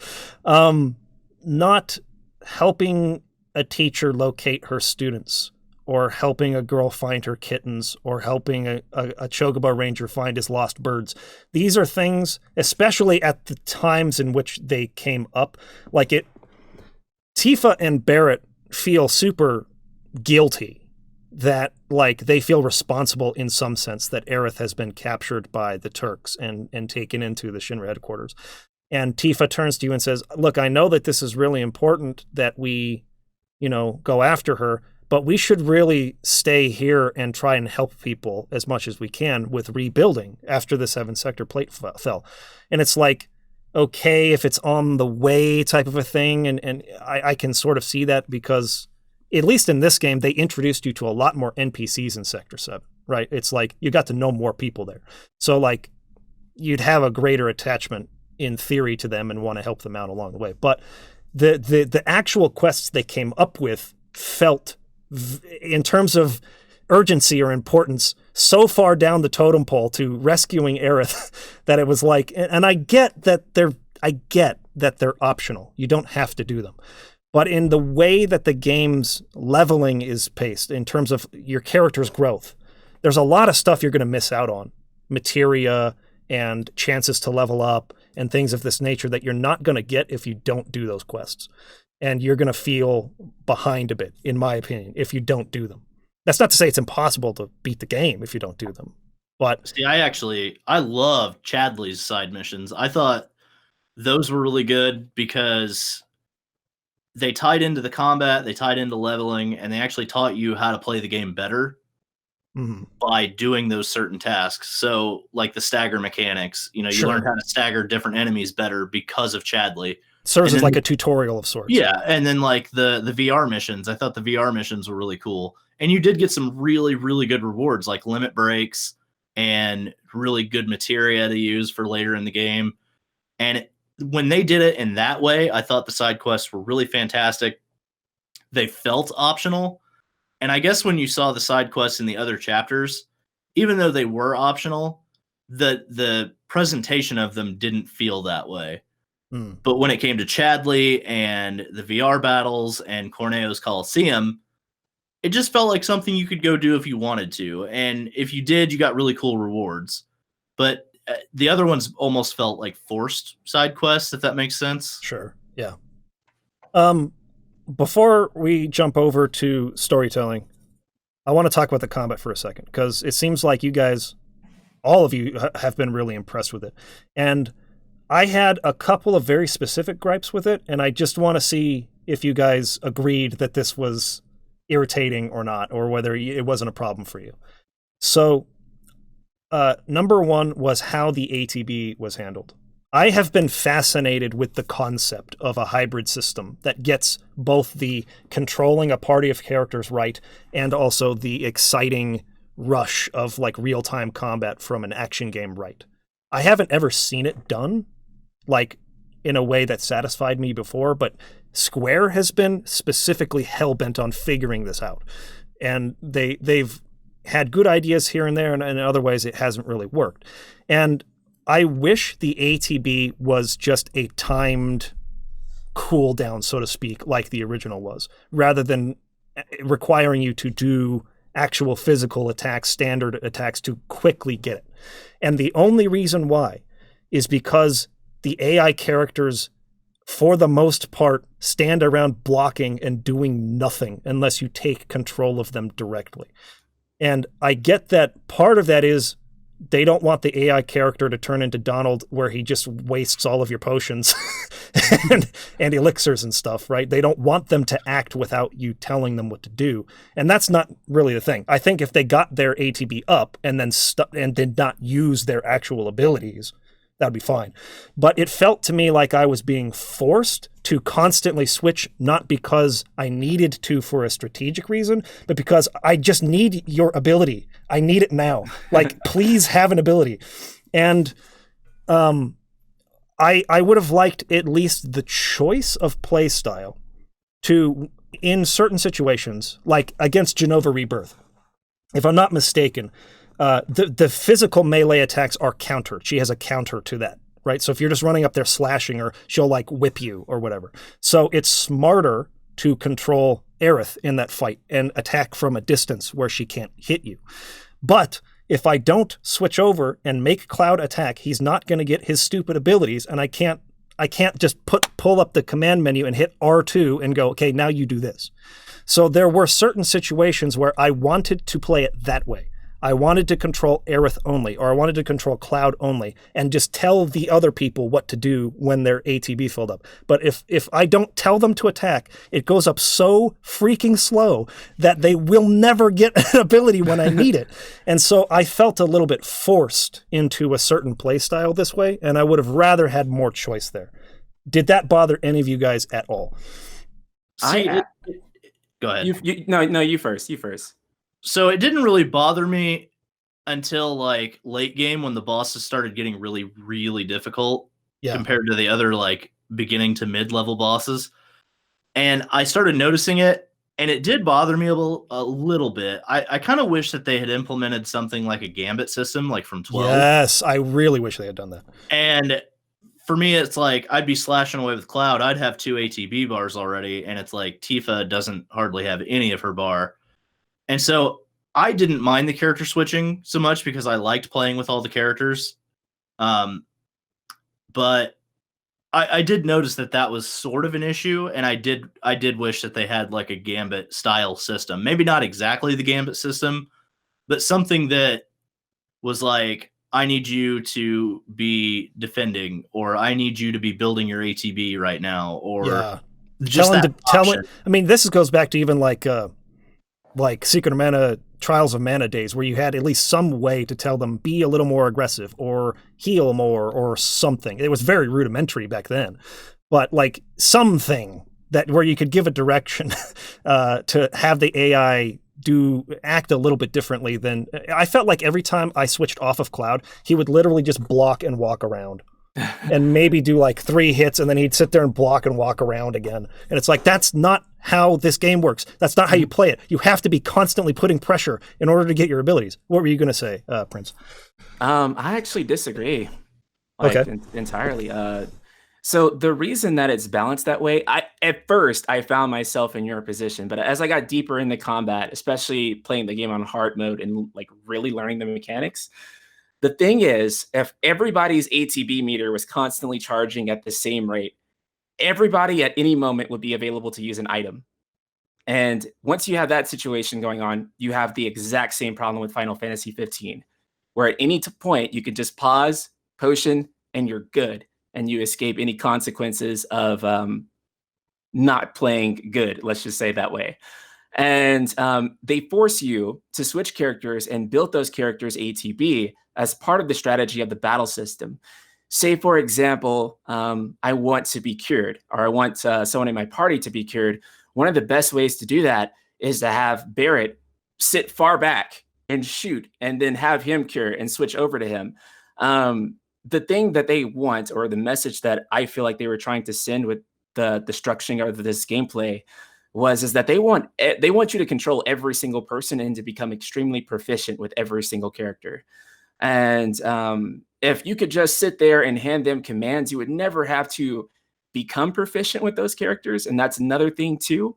But like you said, it would be nice to have the choice. But ultimately, I think if they did do that, you would have a game where you can either spam too many of your powerful options because your ATB charges allow you to do those abilities that are super powerful. And if everyone was charging those up all at once, you'd have this situation where like 5 seconds in the battle, you could just nuke everything, or you could always cure to full HP at any second. So that's why that they did. I think that's a fair point. I think that what I would have preferred to fix that problem is to just limit your resources, right? When you go to the little vending machines and you can buy ethers and potions and all these different things, they do have like, I don't know what they call it technically, those little sales where it's like, you can buy 3 of these for 100% discount or whatever. Right. But then you buy more of them at the regular price. It was kind of an interesting thing where it's like, we want you to, it's like they could tell you're probably going to need some mega potions coming up. Let's at least gift you with 3 of these right now. But if they had just limited your availability to restorative items more. And they do that in hard mode, actually. You can't use items at all. Yeah, you can't use items at all. Yeah. And this actually leads me into my second gripe, which is that you can get interrupted after you have put an input in. And not only do you lose your ATB on the action, and the character, let's say I was casting a spell, and right before I cast it, the enemy ran up and knocked me back on the ground. Right. You don't get the cast, you lose the ATB, and you lose the MP too. Yeah, the MP was the big problem for me. That has led actually to what I think is a major design flaw for hard mode, because you can't use items to restore your MP. So if you try to cast Thondaga in a hard mode battle and it doesn't get off, you are freaking screwed. Yeah. Yeah, I actually, so I'm kind of the contrarian on this topic, because I love when games make you have a certain timing. And yeah, like looking for a window to attack. Yeah, so for me it felt like, so if you want to fire off a fire spell, super quick, low damage, but it gets the point across. You know, as soon as you start leveling up that materia and it gets, you know, you're into Fyra and it takes a little bit longer. So, you know, if you're fighting a fast enemy, you kind of have to, like the wolf enemies or whatever you want to call them, you know, they're a little bit faster, so that Fyra spell may not be as effective. And then you've got like Fyraga, it's super slow, and you're not going to want to cast that against an enemy that can close the distance super quickly. So I actually do like that system to an extent. The one problem I do have with losing inputs is the cinematic nature of boss fights. Yeah. If you go into a cutscene in a boss fight and just hit your limit break, you lose it. Oh, that's my next one. I'll get that too. As low of a chance of getting limit breaks as you already have, to lose that because of a cutscene was the most annoying thing in combat. But the timing thing, I actually really, really love that. That's a fair point. And I think that was probably, because I know for a fact that however I fought Hell House was not the right way. Whatever approach I was trying, it was not working, whatever. I did like 1 HP with every attack for like 2 hours and finally beat I don't think anybody did that fight right the first time, to be honest. But when I was looking back and I was like, I wonder if the best opportunity to use even just the magic to try and pressure it is when it opens the door and it drops that shield thing for a second, and then the color of the windows indicate which magic you're supposed to use on it. And the rest of the time, maybe you're just supposed to attack for the sake of getting ATB, so you can cast your regen and you can cast your cures and you can keep yourself fully stocked on MP, so that in that very small window of time when that shield drops and he sucks Cloud in through the front door, you can finally like use some magic to get him pressured. And then I don't know, I have no idea how to fight that guy the right way. I haven't really looked into it, but I think there is something to what you're saying in terms of the game is trying to give you windows of opportunity for now's the best time to try and use this attack. I think that's a good perspective. Well, and there's the other thing too, back on the ATB deal, there's actually materia that helps you counteract the fact that your characters don't attack. I'm glad you brought that up, because I did want to at least be, in fairness, bring up the first strike materia is really good, at least for right at the beginning. Is it first strike? Where in the beginning of the battle, you'll basically have an ATB available right away, or maybe two. There's actually another one too. It's ATB assist or something like that. It's where a character builds ATB by blocking. that's the perfect thing you want to put on your AI characters too. So they did kind of give you an out in that situation, but I do understand what you're saying though on the other side of it. I'm sure there's also probably ways to use the time materia with haste that could probably mitigate this to some degree. I'm sure there's probably more experimentation I could do. Anyways, were you going to say something, Pat? I thought you were coming on there. Yeah, sorry to spoil the magic of podcast television, but I am running out of time. Okay. It's late on the East Coast. If you need to go, totally cool. Thanks for joining us. Appreciate it. How long have we been going? Oh, wow. It's been almost 2 hours. 2 hours, 5 minutes. Holy crap. It does not feel like that. How is that possible? Didn't look at that. Okay, where are you guys at? Where's everybody at? I know Pat's got to go, but where are you guys at? Do you need to go? I'm good. Dude, I'm good, honestly. Okay. We'll continue without you, Pat. I'm gonna stay tuned for the next 2 hours of this podcast to see what where things went, where things go. Okay, appreciate you, man. Sorry. Thank you so much for having me. It was a pleasure to be here. No problem. Have a good one, man. See you. If it gets too long, split it into episodes, man. I might have to do that. I had no idea. I legitimately 3 parts. three parts. Good, I guess. This is getting meta. I legitimately had no idea it'd been 2 hours. I thought it'd been maybe an hour and 15 minutes. That's just freaking crazy. Yeah. Okay. But going onto your point, Soldier, about the cutscene interruptions for bosses, this was possibly the most annoying thing to me in the whole battle system, and it's exclusive to boss fights. But they have phases, so you do enough damage, it goes into phase 2 of the boss fight, and there's a cutscene. You can't damage it while it's in the middle of the cutscene, and the stagger meter resets, which I just do not understand the purpose of at all, because like you work hard to pressure and build, and you're using the focus abilities and the right type of magic to try and pressure and stagger the boss so that you can unleash a bunch of damage, and then it's like you literally start to do that, and then cutscene, reset, undo everything. And this I have it's really funny. I was rewatching my playthrough of the Genova Rebirth. It's Rebirth, right? Genova Rebirth boss fight in the Shinra headquarters. Dreamweaver, is that what it's called? Yeah. Okay. The Genova boss fight in the Shinra headquarters. I pressured it, staggered it, and I was literally about to start using all these abilities I had saved up. It breaks to phase 2 and resets the stagger meter. And I paused, and I was like, I'm so sick of this happening in every stupid boss fight. And I just took a breath, and I was like, okay, let's do it again. I went back in there. I got my limit breaks. I saved them. I saved them specifically for when it was in stagger mode. I staggered it again. I clicked on my limit break to initiate it. Cutscene, break, reset the stagger meter, total waste of my freaking limit breaks, total waste of my ATBs, reset again. I paused again, and I freaking just got up and I just walked out of the room.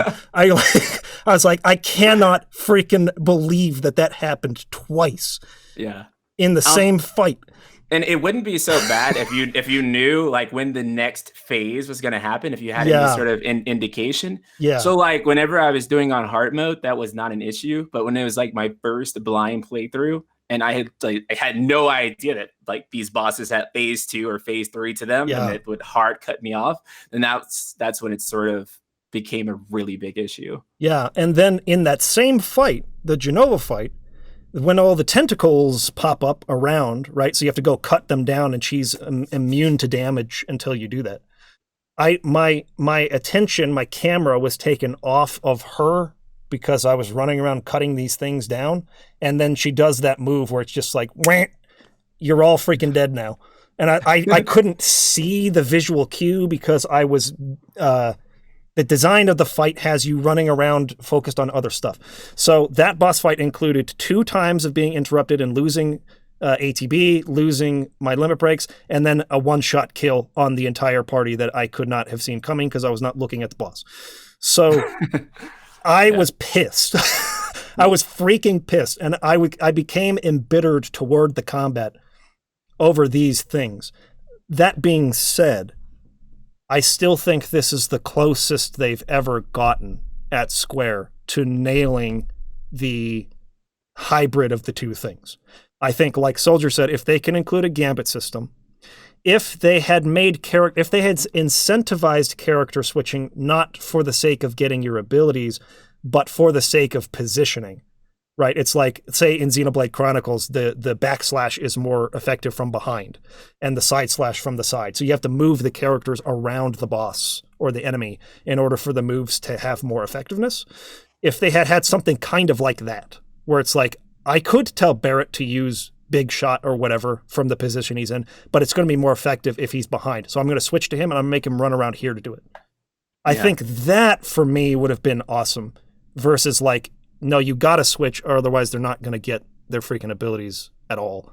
And you're just going to be wasting time. And the whole purpose of it is to like build up and get as many attacks or special abilities in as possible to pressure stagger, and get into the flow of combat. So I think if they can improve those couple things, for me, I would have been 100% in love with what they did. And I guess canceling. That's the other part of it. I wish you could cancel. I really wish you could cancel out of a combo to block. Because dodging is almost useless in the game. A lot of the enemies track you no matter what you do with dodging. The fire will follow you. The Sahajins that jump up and land, they just track you anyways, so dodging's totally useless. But if you could cancel into a block, I would have liked that a lot better too. Same. I definitely agree on canceling into a block. That was actually one of my biggest criticisms when I was playing the demo. I was like, man, how come I can't cancel into a block? Yeah.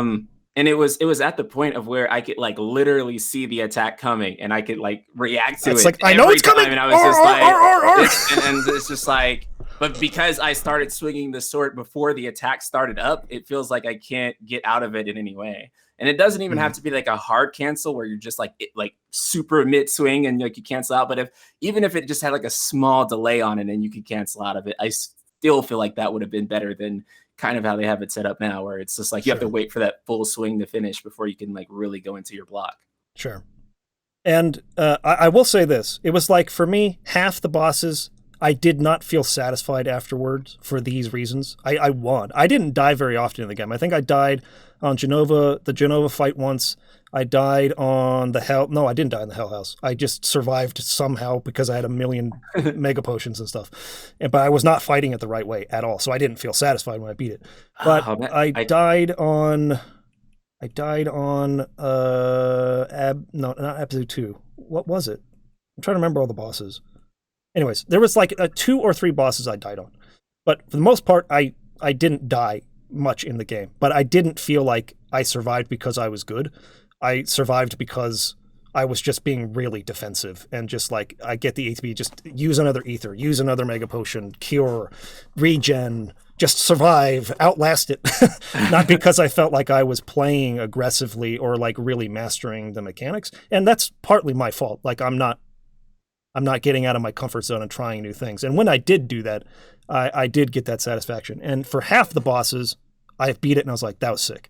I was expecting the Airbuster fight to be really hard because I knew a lot of people had said that they struggled with that, but I played that and I felt like I wrecked the dude. And I was like, dude, I'm killing this. Yes, this feels great. So half the time it felt really great and half the time I felt frustrated, but I will at least be open to the fact that I just need to get good, right? I do notice though that in the combat, if you go into an area prepared, so like I like to use elemental a lot. That's one of my key strategies, is knowing what enemies are in a certain area and using that element against them. Because like when you go into a reactor and I believe you get it elemental right before you get to reactor 5. Yeah, I put the elemental on Cloud's sword for most of the game. Yeah, same here. Or Barrett is really effective with it. Oh, okay. But I felt like materia, like sometimes even something like the simplest stuff that you would never use ends up being really important. Like assess is like the most key materia in the game, I feel like, because you get all those combat strategies and you learn the game that way. Yeah. And I thought that was really cool. But I also liked that, like, regen. I never used regen the entire time I played the original game. I think it's so helpful in this game. Oh, Regen's amazing. And there's a fight, Whisper Bahamut. Okay. Or maybe it's the regular Bahamut that you fight, but it's got like a Fury aura or something like that. And whenever you stand close to it, it drains your health. So all you have to do is cast regen, and it cancels that out. And it basically cancels that out. And that's like a key strategy in that fight. And I think that's one thing that I did really, really like about the materia system is that, you know, I felt in the original there were materia that I got just to say that I had them, but I never used them. Right. And it felt like with the limited amount of materia that you get in the remake, every materia could have a use or could have an important thing to do in remake. And that's what I really, really liked about the materia system. I agree. I think materia was probably my second thing that I felt like they did right with the remake. My first was they got Cloud right. Finally. Yay! Cloud is actually correct. Number 2 was materia. Materia was, I think, really well utilized in the game. And the fact that you could add materia slots to weapons, like keeping the Buster Sword a relevant weapon through the whole game, is awesome. That's like a great change from the original, because it's like that weapon is literally, I think, aside from the meteor silhouette behind the title and maybe Cloud's hair, is like the most iconic symbol of Final Fantasy VII, and it becomes completely useless after like 2 hours of playing the original game, and you never touch it again. I actually made a video like 2 months ago before the remake came out talking about how excited I was that the Buster Sword was actually going to be viable for longer than 2 hours. Yeah. I think I literally used the Buster Sword 90% of the time. Oh, it's awesome. Because you could add those slots and it could improve and it could get better. And that's what gives me hope for part 2, is that can I bring the Buster Sword with me through every single part of this remake? Yeah. And that's one thing that I'm really excited about is that system made every single weapon viable, no matter what. Even the weird, wonky physical weapons for Barrett felt great, and they felt like they had a purpose, and their combat was specifically tooled for that. So I thought that was really cool. But Barrett actually has a funny thing that he does. If he's using a physical weapon, like his cannonball thing or whatever, he can actually still use his maximum fury, which is like the rapid fire, even with that. So I thought that those kind of wonky, cool things that sometimes the original had that, you know, and they're putting stuff like that in the remake. I thought that was kind of funny and cool. Yeah, I liked the way weapons were handled. I thought that was pretty well done. And the fact that you could use all of them in different, you could upgrade them how you saw fit. You could make choices there. You could choose if you wanted. I think for a while when I didn't have Aerith or Barrett like available, I'm trying to remember. Anyways, I used Tifa with her magic gloves for a long time, and I made her my magic user, even though she's supposed to be like the hardest hitting melee character in the game, right? Like she hits harder than Cloud for the most part. But like the fact that she was viable, because I had paired like a high level magic with what is it? It's this game's version of all Magnify, where you could cast Firaga and it's going to hit all the dudes, and it's just like they'd all go into pressured like immediately. And it's like, oh my gosh, this is awesome. So now like, you know, it made managing mobs a lot better. So I think they nailed materia on top of nailing like the personalities of the main cast. That was one area that I think that they did really well. Well, and I liked that magic was actually, even if you didn't have magnify, magic was actually AoE. Oh yeah. So like if you shot off a Firaga spell, if there was anybody within like a foot or two of that enemy, they'd get hit with it too, and you didn't even need magnify. So I thought that stuff like that was really cool that they added in too. The only ones I didn't like, and it's not because the mechanic is wrong or something, but it's because of how you need to use them against flying enemies that move really, really far across the map, is how Arrow goes to a spot and then seems to erupt in that spot. So it's like the enemies need to be in. Ice kind of works the same way. Yeah, Blizzard does the same thing. You shoot the ice spell, and then it's like it sits there for a second, and then it bam, and anything in the AoE of the spell explosion, so to speak, gets hit by it. But if they move out of that area of effect, it's going to miss. And these freaking flying enemies that are weak to arrow just move so far around, and it's like, I can't hit you with arrow because you move too much. Stop moving. And I can't get up there because I don't have Barrett in the party, so I can't shoot them from a distance. I'm just running underneath them, hoping that I can get underneath them and quickly jump up and hit them with one attack, and then I keep running. So there were some enemies, it's mostly those, but some enemies that, again, I've seen that maybe above anything else, the combat has been praised in this game more than anything else. And I had some frustration, so I just wanted to bounce that off of you guys and kind of get your opinions. I think you do bring up some good points. And I do know that to some extent, I just need to get good. What I tend to do in games is I find a strategy that works for me, and I kind of stick with it until the game makes you change tactics. You can't do that in this game. You need to do a little more experimentation here. On that point, though, I do like that the game, even if you do get a game over, it feels like the game teaches you what you did wrong. Yeah. Even though like sometimes the game can be really difficult, I feel like they did a good job of balancing it to a way that it teaches you that, hey, I can't just go in full force. I have to be defensive, or I have to cast this kind of spell, or I have to do this strategy. And I like that because a lot of games that are action-based are just go in, kill the enemy, you're done. And I don't think the remake did that. I think they did a really good job of making sure that you learn. Yeah, they're not punishing you for dying. They want you to go back and experiment and figure out what you did wrong. Yeah, there's not much of a penalty for losing. Right. And actually, that's kind of how FF13 was too.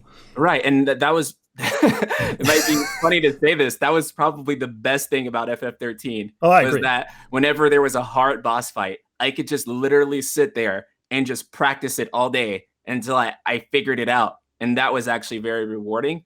Sure. And the fact that you have the level of depth that you have in this game, where you can change up things in a really serious manner, where as opposed to 13, you were very limited in what you could actually change and tweak about your characters. They were sort of fixed in certain ways.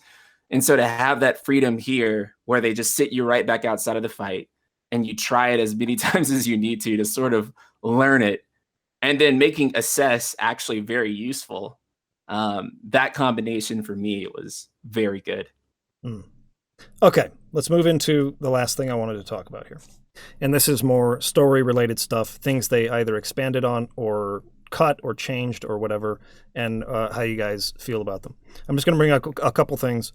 I liked the areas of expansion that I thought were good were moments like going up to the top plate and meeting Jessie's family, and talking with Biggs and Wedge about her ambitions to be an actress and her struggles in her home life. The fact that her father was in an accident at a Mako reactor and is essentially a vegetable now. He's on life support. These were really good ways to endear you, most specifically to the Avalanche members, and expand upon that in ways that weren't in the original.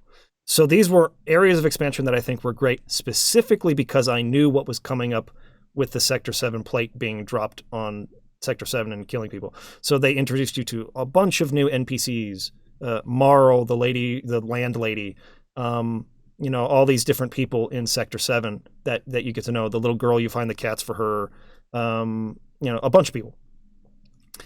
And I was like, okay, this is a really good idea. And then every single freaking one of these people survives the Sector 7 platefall. Like literally every single one. Yeah. And it's just like, it's like, dude, they erased all the consequence and all the power from possibly the most powerful moment of the entire Midgar arc. Arguably for me, it's the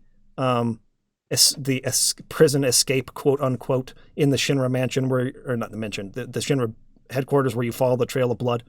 To me, that's like about the most powerful what the freak is going on moment of the original game. That's just been cut out entirely, which I was like, I could not believe. I literally could not believe they cut that out. But the second for me was the Sector 7 plate falling, all those people dying, and the camera pulling in, and the music cuts out, and it gets real quiet, and then you pull inside the window, and President Shinra's just listening to that orchestra while you see all these explosions and these people screaming, and it's a really, really powerful moment in the original. I felt like they robbed that moment of all of its power by letting literally every person you knew and care about survive. At the time, you don't realize the Avalanche members are alive, but they retroactively ruined that at the end when they reveal that they're possibly all still alive. I mean, it's kind of debatable with Jessie, right? You just see her little bandana, but it's like...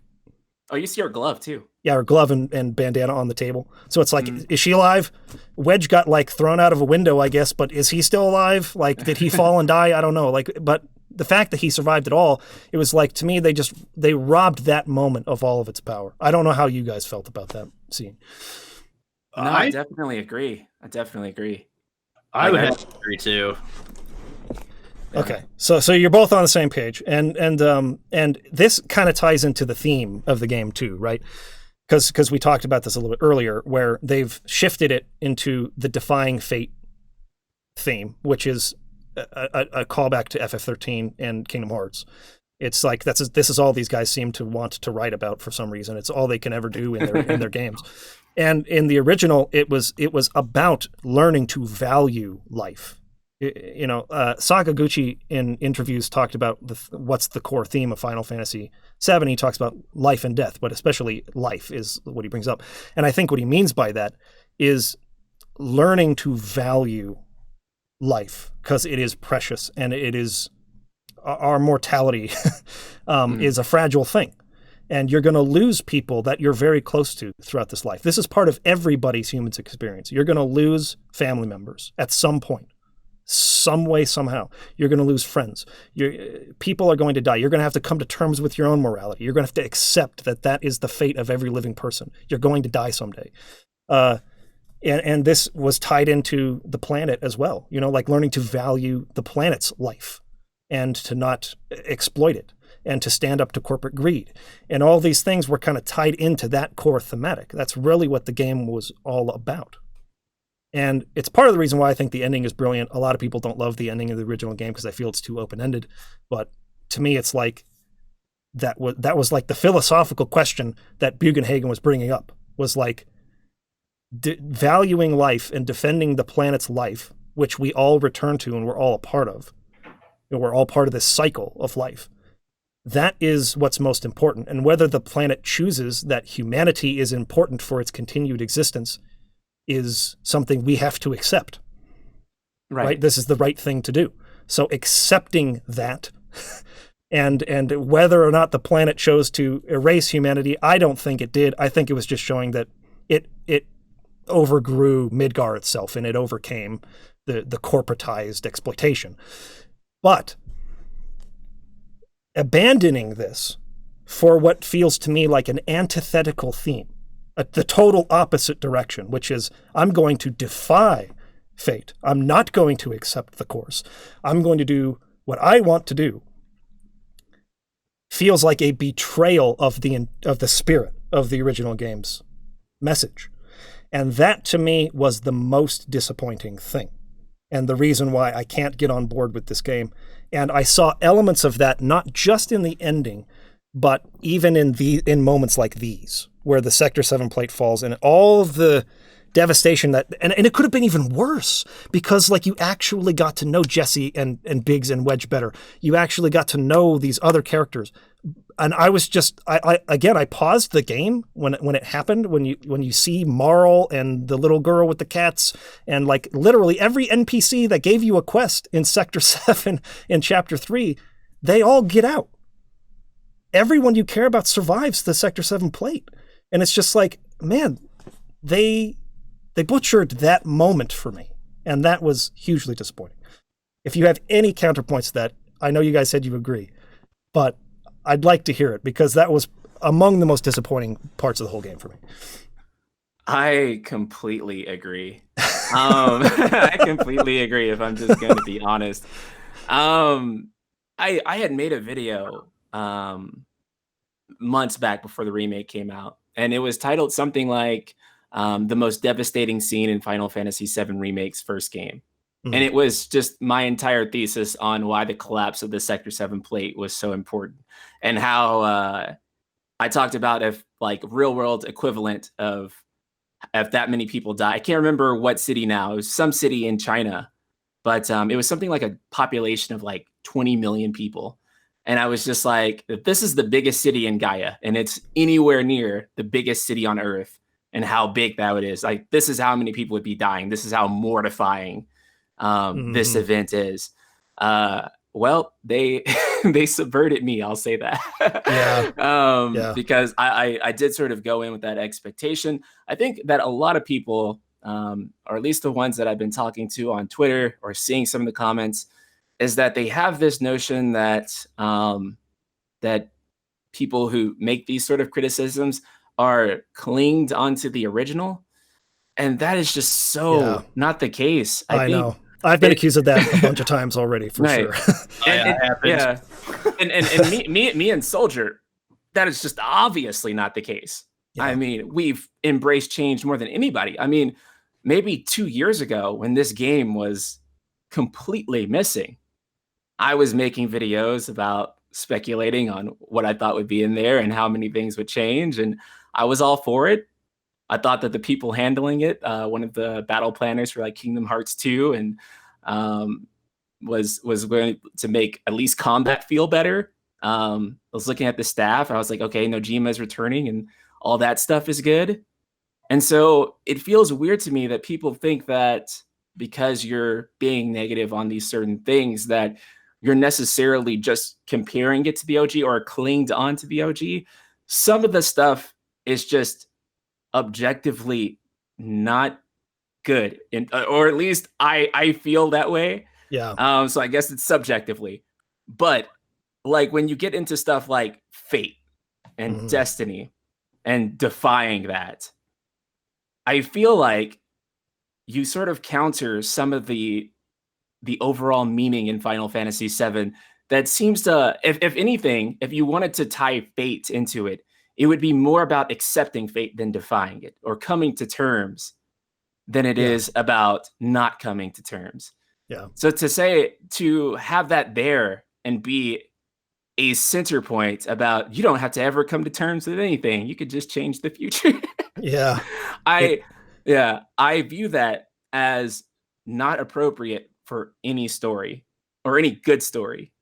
Mm-hmm. Especially since like the idea of destiny or fate isn't real anyways, right? Like there is no such thing as a predetermined course that we are all on that we have to follow. Like we make choices every day. Destiny is a person, a corporation, a government. Sure. Yeah. Yeah, exactly. Parents, it's expectation from a parent. It's that kind of thing, right? I can see that. Right. But like it's another human being. It's not like a force. Yeah, like a deity or some kind of higher power, like compelling you on a course. Right. So, and on top of that, no one will ever know what their future holds. So you can't like defy the predetermined course. It just feels like a concept that is, I'll bring the term up again, kind of anime in terms of like, it's like popularity or use after you've run out of ideas. Right. And it's actually true of comic books too, like alternate timelines. Oh yeah, exactly. It feels, I always fall out of the comic book stories when they start diving into that. It's just like, I have no interest anymore because it erases all the consequences. If there's a consequence like Thanos snapping and half the universe dying, the answer is always time travel, go into an alternate universe. And it's like, then there's no consequences anymore. There's no stakes. You're right. What's the point? Yeah. I guess my thing is like, if you're going to change the consequence of one sequence, add in another consequence that is equal to or greater than that consequence. Sure. Yeah. Because make it look like it has a cause and effect. Okay, I saved all these people in Sector 7. Well, now one of the people from Sector 7 is now like a super villain or something, or a super boss or something later in the story. Yeah, it has a new consequence tied to it. Yeah, it has a new consequence. And I think for me, the whole thing of fate and destiny, that was never really what 7 was about. And to inject that non-organically makes it feel forced, even if it was always there in the first place. Like, if the concept was there in the first place, it still feels forced because it's like, I see this going one of two ways. They're going to do the old bait and switch. It's alternate timelines and it's this and it's that. And then they're going to do exactly what the rest of the game is supposed to do, follow the course of the original, and it's just going to be this weird plot device. Or they're going to Toriyama and Nomura, and they're going to go completely off the rails using the 7 universe as the basis for what they want to do. And that is actually what worries me. It's not the fact that they're going to try to throw this concept in. It's how they're going to tie that concept together to make it cohesive and coherent, and not some cheap, well, let's just say it, cheap anime trick. Sure. Like, Sure. that's my concern. It's not that I don't want them to change this or that, because I was happy with a lot of the changes. Yeah. It's the fact that you're going to take the core concept, the core theme, and make it all sunshine and rainbows, where no matter what you do, nothing you do has consequences. And that's not how stories work. It's not how real life works. Yeah. And the reason we enjoy these games is because the characters are relatable.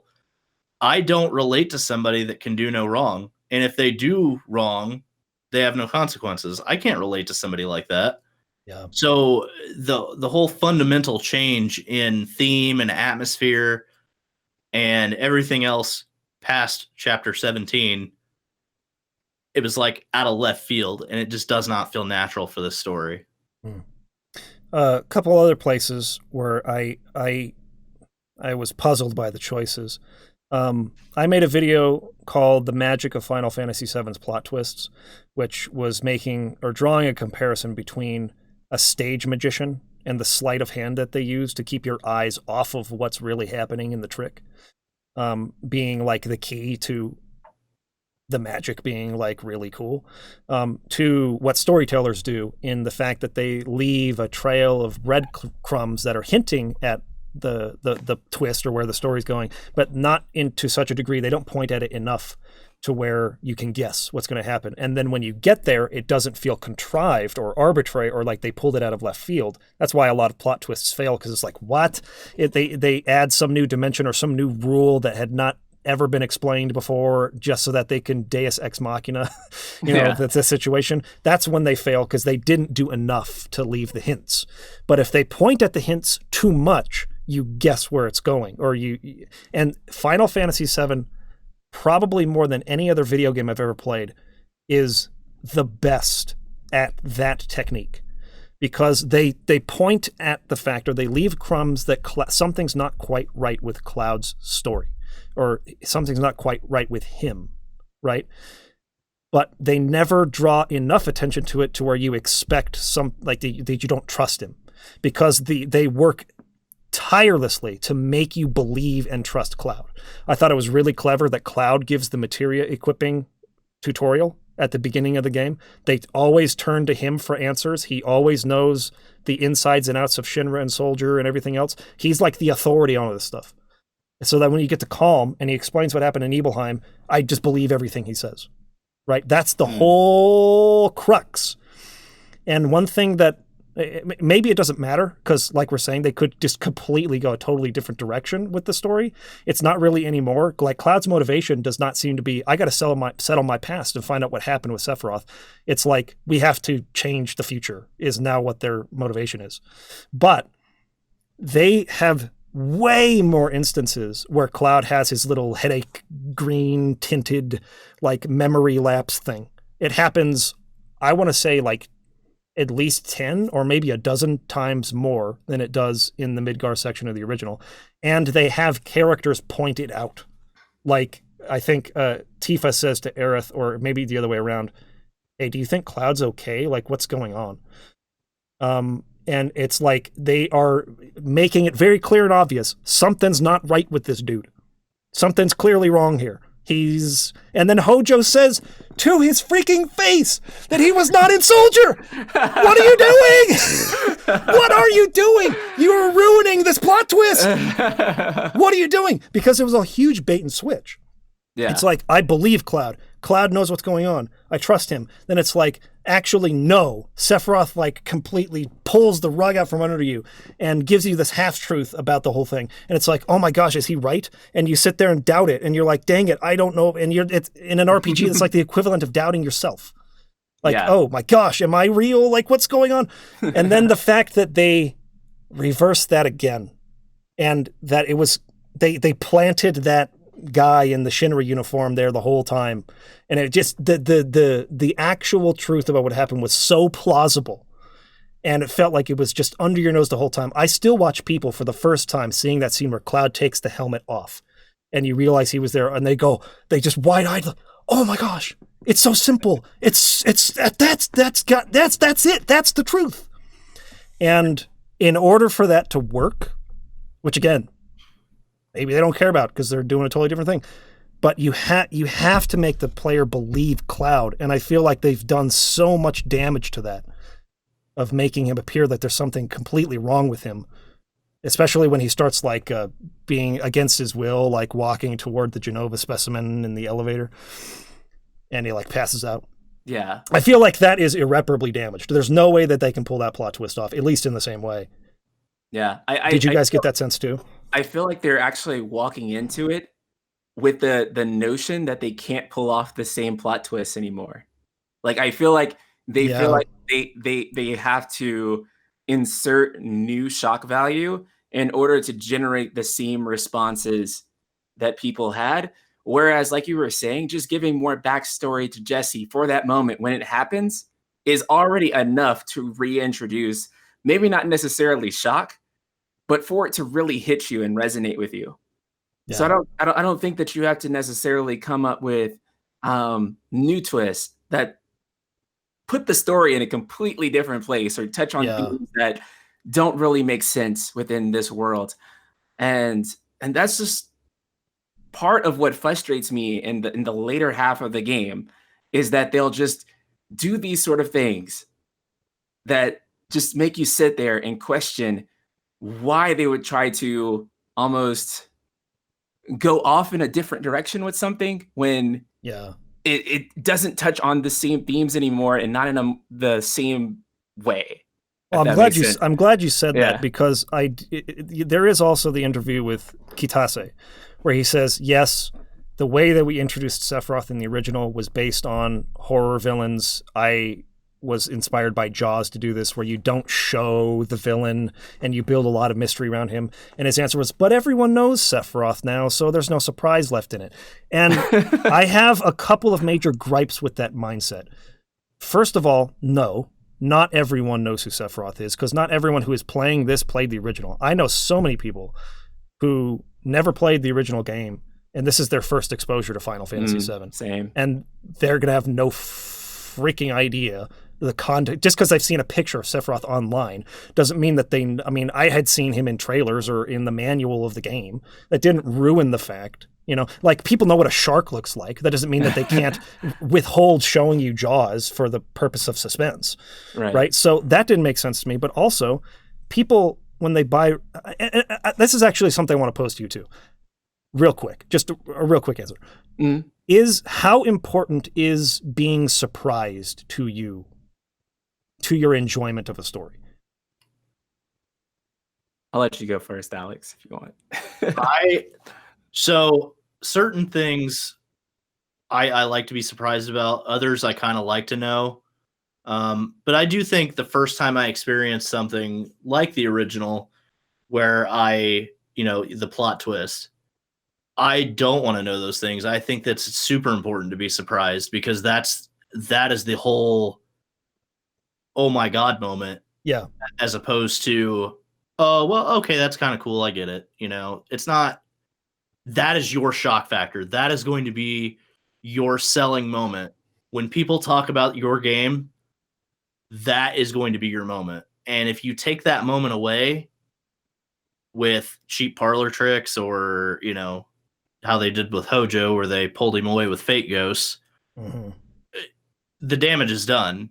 Now people will see, well, Hojo just said he wasn't Soldier. Hojo would know he's the leader of the science program. Yeah. So that part I didn't really care for, but I don't know if it was because of the twist or if it was because of the plot ghosts. But I do think it is important to be surprised, because there are moments that lose their gravity if you don't present them in a certain way. For sure. And now I feel like they're, in the last couple chapters, they've really sold themselves on that this is a sequel.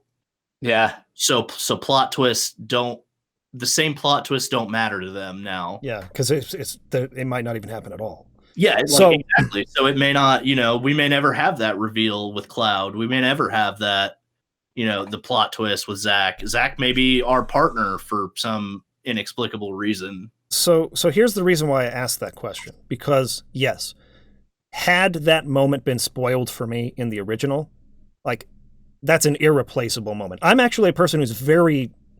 I generally don't care about spoilers. I knew the ending of this game before I played it.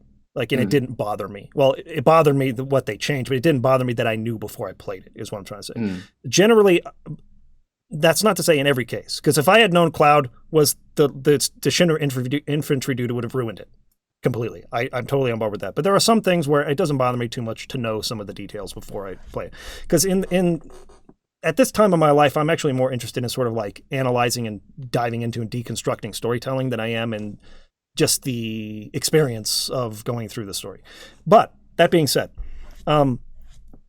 having already played the game and known this, is it more important to you to be surprised in the remake story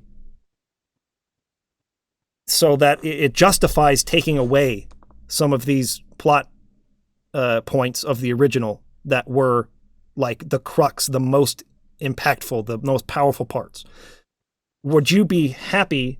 I'm guessing I'm answering my own question because I think I know where you guys are coming from, but hopefully you know where I'm getting to. Some people, it seems to me, are happy that they're changing it because they want to be surprised by a new story and they don't want to re-experience the original one beat for beat. In my opinion, surprise is not as important as being faithful to the powerful messages of the original game, and re-experiencing those can be a really, really great experience too, even if you know where it's going. So the mindset from him that, oh, but it's not going to be a surprise, so we need to change it. It's like, well, then don't remake a game. If you think that re-experiencing something isn't as good or isn't as impactful because you know where it's going, it's not surprising anymore, then make a new story with new surprises and twists. But the purpose of remaking a game is to, one, allow people who never experienced it before to have a chance to do that the way it was, or two, let people re-experience it because they want that. They want to see how... I can't even tell you how many people I saw saying, I can't wait to see how they handle the cross-dressing scene. Right. The fact that they knew there was cross-dressing in it didn't matter. They were still eager to see how it would be done here. Right. I was eager to see how the trail of blood leading up to the Shinra mansion would be handled, and they just took it out. I was eager to see what it would be like in this version to have Cloud take off his helmet and you go, holy crap, he was really there the whole time. That's possibly no longer even in the game. Right. And I don't get that. That's actually one of the scenes I'm worried about, is the Nibelheim reactor incident. Like, how are they going to do that? Yeah, how is that going to be presented in a way that's like shocking? But I think Genesis shows up. Yeah. Don't you put that even. I don't know, man. It's out there. God, if that happens. You know, I was even joking on my channel. I was like, you guys, don't be surprised if Tifa dies, because if they value shock value, it's surprise for surprise sake. Yeah. There's no purpose to it other than to shock you, and I just find that to be a really weak reason to make changes. It's more important to shock you than it is to tell a good story. Right. And that bothers me a lot. Like, it's okay to re-experience something where you already know it's coming because you're going to do it a little bit differently and you want to see it in the new light, but be faithful to it, right?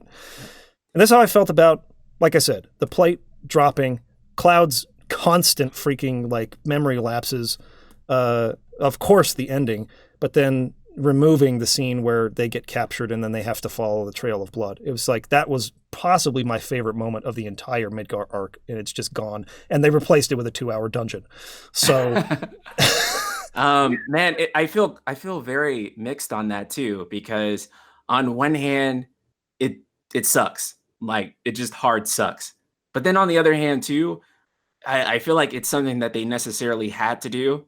Because even if they wanted to put it in, I'm sure that the dev team actually did. I'm sure that they went to Square's higher ups and they'd be like, no, that's going to push the game to an M. We want a more mass market product at T. And that's what they did. So I find it hard to be critical on that as much as I dislike it, knowing that it may have not been an artistic decision. Do you know what the actual ESRB rules are regarding blood? Because if it's just blood splattered on the walls, They're ambiguous. Do you think that Very would have gone to ambiguous. M? Really? Not like actually seeing a guy get sliced in half and blood guys are shooting out of him. Obviously, that's M. But if there's if there's just blood on the floor or blood on the walls, do you really think it would have gone to an M rating? Blood is very ambiguous with how the ESRB handles it. For splats for sure. Like if there's blood splatting, that's an automatic M rating. In terms of like blood on the floor, that was left really, really ambiguous as to whether or not it would violate the teen rating standard. And I tried to just quickly memorize any T-rated game that I played that had any sort of blood out. And in recent memories, unless we go all the way back to PS1 and 64, I genuinely can't remember. Something will probably occur to me after I leave this. But sure. in my short-term memory, I was thinking that there's just not too many T-rated games where you do actually see blood. Is that the reason? I don't know. Okay. We've been going for almost 3 hours. Are you guys cool if you stick around for just a couple questions from Patreon before? Oh yeah, of course. Oh yeah, for sure. Okay. I'm sorry that I literally went twice as long as I was intending to. Oh, no worries. No, but this has been a good conversation. Makes me feel good. I was supposed to be working today, and I had a lazy day. So this makes me feel. Well, I appreciate it. It. So I'm not going to be able to get to all these, and I apologize to any of the patrons because you guys always ask great questions. We always get like 6 to 10 paragraph long questions with tons of context and a lot of thought and effort put into them. And I really appreciate you guys, but I can't, we've been going for so long, I can't do that today. So let's just get to a couple of them. Please comment on the difference between classic FF7 and the seeming Kingdom Hearts. Okay, we already did that one. We're good there. Not counting the characters who were non-existent before, like Jesse, who do you guys think got the best treatment in Remake? Personally, I think Tifa was pretty perfect. Her VA was probably the best of the new bunch. This comes from Bishop Hunter. I'm Cloud. I'm all the way Cloud. Who do you guys think got the best treatment in the remake? Cloud. Cloud is the character that's most often misunderstood, and to have him in his actual state, man, he has so many just great lines that actually make me laugh or just make me feel like I'm him in the situation. And that's how he is in the original game, and they actually nailed that in the remake. How about you, Soldier? Now I might be a little biased here, but Cloud definitely. Yeah. Because I felt like even though he was supposed to be this serious character, you know, he's a mercenary, he's a former soldier,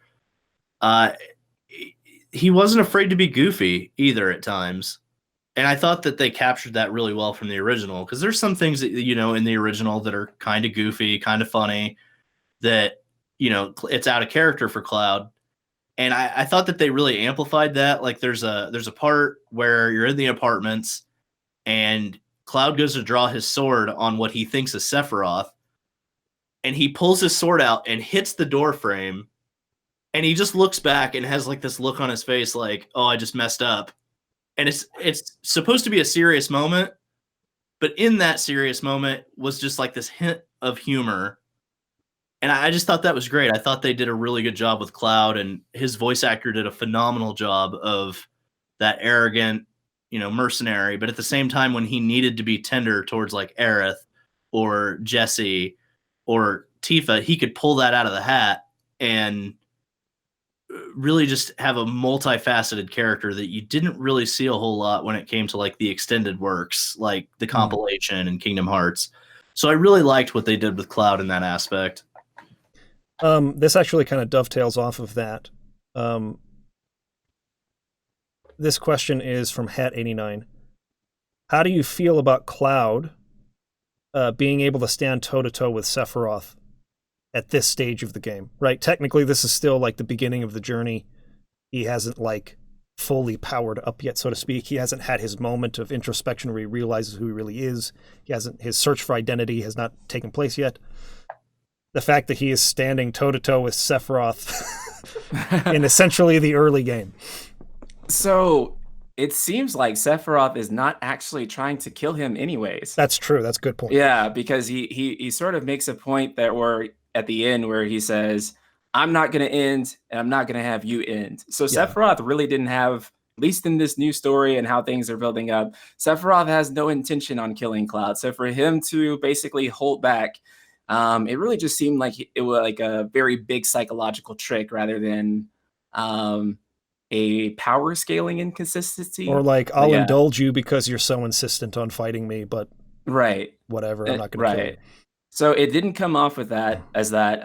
I think within the new context that they have, it makes sense. But if you want to argue that it does or doesn't make that the context itself does or doesn't make sense, then that's another a totally different thing.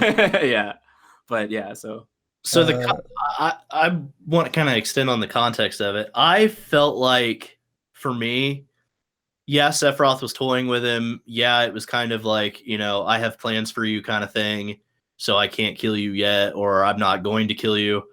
But for me, I felt like, from a game design wise, I know they needed a final boss that, is this powerful being, and it needs to feel like a full RPG. But at the same time, this is a guy that you're not supposed to fight until the very end of the game, like the very end of the story. And now it's like, well, I know this character is powerful, and now Cloud standing toe-to-toe with him, Advent Children style, jumping off buildings and bricks and pieces all over the place, and it makes Cloud look more powerful than he should. And that's where I didn't really care for it, was the fact that Cloud himself looked... He's a level 100 character, jumping around all those buildings and stuff. He looked like Advent Children Cloud in that moment, and I didn't like that, because I felt like that was... Like, how do you go from here into part 2 and say, well, this sweeper enemy is now stronger than the Sephiroth you just fought? Yeah. Or stronger than Fate and Destiny? I'm actually really curious about how they're going to handle carrying over anyways, because I assume they'll probably start you at level 1 again, kind of like a Mass Effect 1 to 2 thing, right? Yeah. I don't suspect, especially with many people now having PS4s, and I assume this will be on PS5.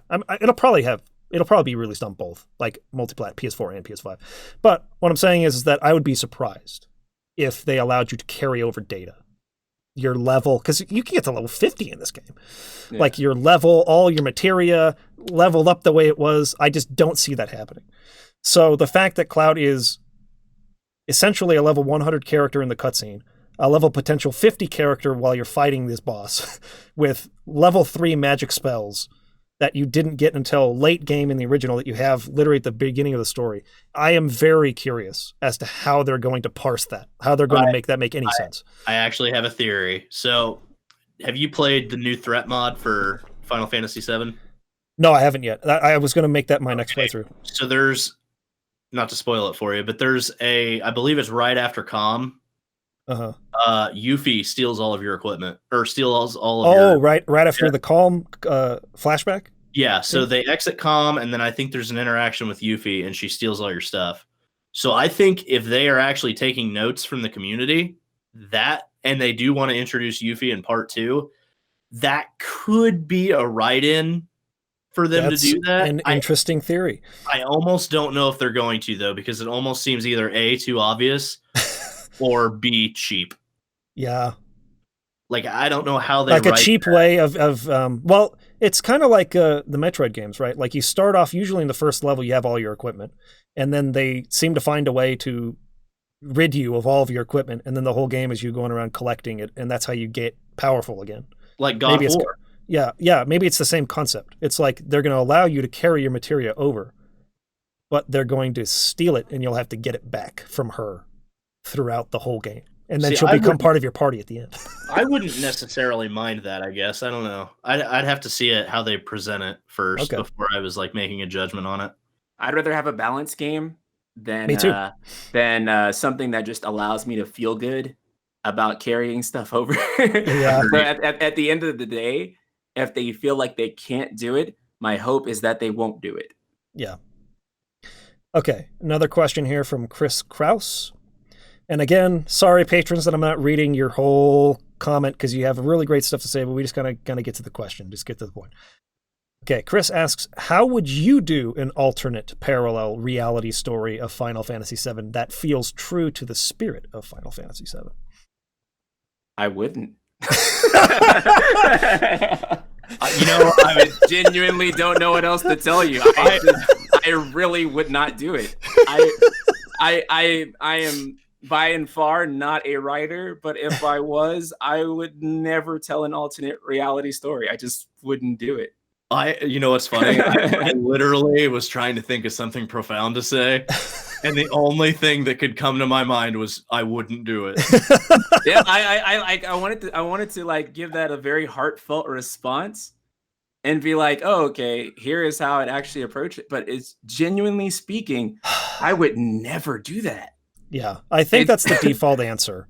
Yeah. But in order to make even just the slightest attempt to try, and I know this is going to be terrible, I liked what Pat said earlier about those like alternate takes on like Greek myths. You know, how the original versions of them cast the heroes in a certain light, and then the poet sort of like took an alternate look at the characters and asked questions. If there's a way to do it like that, where you can essentially have the same event happen, but you show it under a different lens that gives it a little bit of a different perspective, an alternate perspective that maybe changes the context of it in some way. To me, that would really be the only interesting way to do it, where you can at least examine the same themes, but like with additional perspectives or additional questions, rather than just erasing the original story and like taking it whatever direction you want. So here's actually a thought about, now that I've had a little time to think about it. What if the only way that I could see that possibly being a good idea is if with this whole fate and destiny and alternate timelines thing or whatever, alternate universes, let's say, show it in a way that no matter what, they'll always find a way for those things to happen regardless. So like, I don't want to use Final Destination, but that's the only movie that I can think of that actually, where they escape that they cheat death, and eventually it works out anyway that they all die regardless, maybe in different ways. But that's the only way I can really see them doing this alternate universe thing, where they can show like, here's the lesson you need to learn. You can try to fight it. You can try to kill destiny, quote unquote, but you're always going to meet that end somehow. Right. And like with Zach, so the big thing is that Zach might be alive. They emphasize the chip bag thing, that it's an alternate universe. Make it so that Zach still dies and has that emotional impact, but don't make it to where it's like this cheap, oh, I'm from an alternate timeline coming to tell you the future, or I'm coming to help, I'm coming to fight the boss fight with you, and then I'll go back to my timeline. Make it have a consequence, because by taking away a consequence, you need to replace it with another. And that's the only way I can think of to do an alternate universe that makes sense and actually is kind of cohesive and works with what you've got. And actually has stakes and conflict. Exactly. The way they're headed towards now, like you said with the Sector 7 plate, in the original, you didn't know how many people died. You just knew it was a lot. Now it looks like everybody survived. So what was the whole point of dropping the plate? You know what I mean? Yeah. Shinra just lost money. That's all. It hurt Shinra more than it hurt the player. Because as far as the player is concerned, anyone they cared about is still alive. So they lost the bar. They'll rebuild it. They talk about it. Okay, 2 more questions. First one from Dude McGuy. He says, much of the game's controversy seems to be revolving around the twist of Sephiroth and the Arbiters of Fate. However, I'd like to ask the panel about the thought of bringing characters back from the death fake-out, quote-unquote, scenes, and how that affects the player's experience with the story in general. So I think he's referring to Barrett being stabbed and then coming back to life. So I do think that there are some parallels with other character deaths in that scene. So with Barrett, I think everybody knew he wasn't going to die. Like, I think that was just one of those things where like, oh, it's shock factor. But if you notice, the way that scene plays out is the exact same way the City of the Ancients plays out. Sephiroth comes in, kills the character, Genova boss fight, result. The result's different, but the setup and the lead up to it is the exact same. Yeah. So it just, for me, it's like, yeah, they do need to have shock factor, bring characters back from the dead. I thought in that moment that was a good way to do it. I wish that it didn't involve the Arbiters of Fate. Sure. I don't know how you could have written that scene without the Arbiters of Fate, but I feel like they could have figured that out, you know? In a different way, yeah. In a different way, yeah. Yeah. Go ahead, Prince. Oh, I was gonna say that's sort of an example of them valuing that shock value more than actual just coherently giving you the story and the payoffs and explaining why this is. They just sort of stat Barrett because they know that's gonna make you like, what? And then they undo any consequence that ever had within the same 5 minutes. It feels silly because it's the epitome of this idea we're talking about how when fate is involved, it just there's no consequence to anything. So I don't know if I'm the only one that feels this way. I don't feel that necessarily everyone who died in the original has to die in the remake. Sure. But I do feel like if you revoke all death, you just revoke all stakes. Right. Like, let's say Wedge had survived and you still have the whole dungeon where you go in to rescue him underneath Sector 7. But perfect. You keep Jesse and Biggs dead, please. Right. and then you bring some consequence to this, please. Right. And then you can, and in fact, you can actually keep them alive so that they can have a new arc on their own and realize that, oh, I have like a sense of guilt maybe about them dying in that accident. And so that builds onto that character. Well, so in that sense, right, keeping a character alive to do that type of stuff, perfect. I have no complaints. But when you just keep everybody alive to keep all the fans of the characters happy, that's when I think it becomes more a fan service than actual storytelling. Well, I feel like, and sorry, this is going on so long. I just want to say this real quick. I feel like they really neutered Barrett's character arc in this way because like so much of his character arc was realizing the suffering that he caused, the people that died under his watch, so to speak. And that he was doing this not because he wanted to save the planet, but because he was hell-bent on revenge on Shinra. And he's like, yeah, it's cool to say that I'm doing this for the planet, but I realize I did not go about that the right way. And I know that you made a video on this, Soldier, and some other people did too, about the question in the original game about whether or not Shinra blew up their own reactor or not, or whether or not the bomb's yield was supposed to be as big as it was. And there's that quote from Jessie when you go back to the hideout, and she's a bit surprised by the yield of the bomb. Personally, my reading of this is especially when you talk to her directly after that line, she talks about how proud she was. And Barrett talks about as soon as they get off the train going back to Sector 7, how the next one's going to be even bigger. Like, don't get scared now. We're going to, Yeah, I remember that. The intention was absolutely to destroy the reactors on Avalanche's part. And whether or not they did is, I mean, without asking, I wouldn't trust Tetsuya Nomura, but Hironobu Sakaguchi, let's say, whether or not that was actually the case in the original, we can't know for sure. I guess there's always a possibility that they had intended that Shinra was the ones who did it. But to me, at least, the way it's handled here, with the president coming in front of him in the hologram and essentially gloating that, or no, it's not president, it's Heidegger, gloating about like, you're not in control. We will determine whether the bombs go off or not. It made it really clear also that, because Barrett tells Jesse, do you think you overdid it a bit? And she's sitting there stressing out like it should not have been like that. They changed Avalanche's intention to where they meant to disable, not destroy. And while in a post 9/11 world, I can see the potential controversy they might be trying to avoid with this change.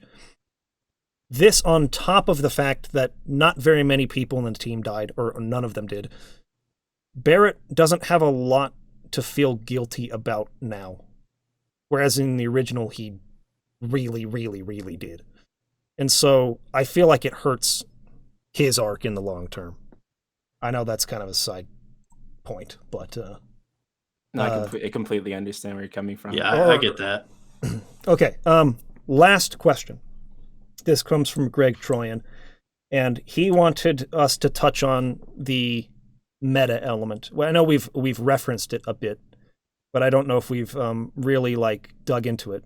Where possibly the ghosts, the arbiters of fate or whatever, they represent in the meta element of the story the purest original fans of the game wanting this pure, faithful one-to-one recreation of this game that they had, and the entire defying fate theme being pulled out of that into Nomura himself feeling the pressure to do that, but wanting to free himself of that expectation.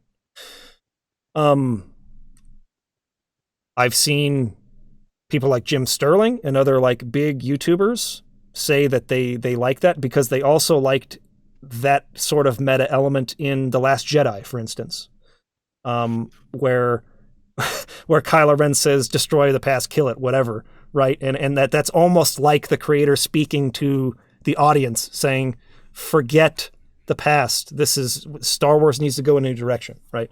There are some people that love the concept of like not following tradition or not following the norm or not feeling tied down to doing something because they feel pressured or that they have to do it this way.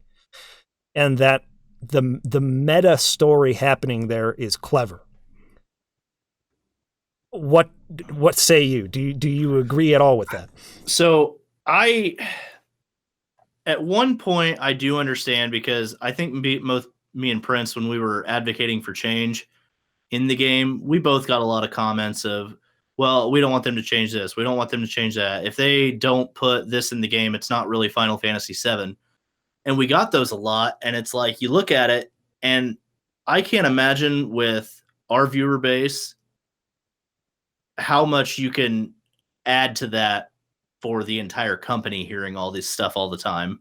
Sure. You know, you get on social media and every Twitter post is, "Hey, we're releasing Final Fantasy VII Remake on such and such day." Well, what about data transfer? What about this? What about carrying over? What about, this being in the game? Or they're going to ruin this part of the game. And it's like, to hear those things all the time at a greater level than even we hear it, that does have to have a lot of pressure. And plus, they already know the pressure of this. So I see why I kind of see why they put like a plot element and a meta into it. I wish that meta had been handled better. If it had been written better, or had just been, "Hey, we're going to go in this direction. We hope you guys will follow us."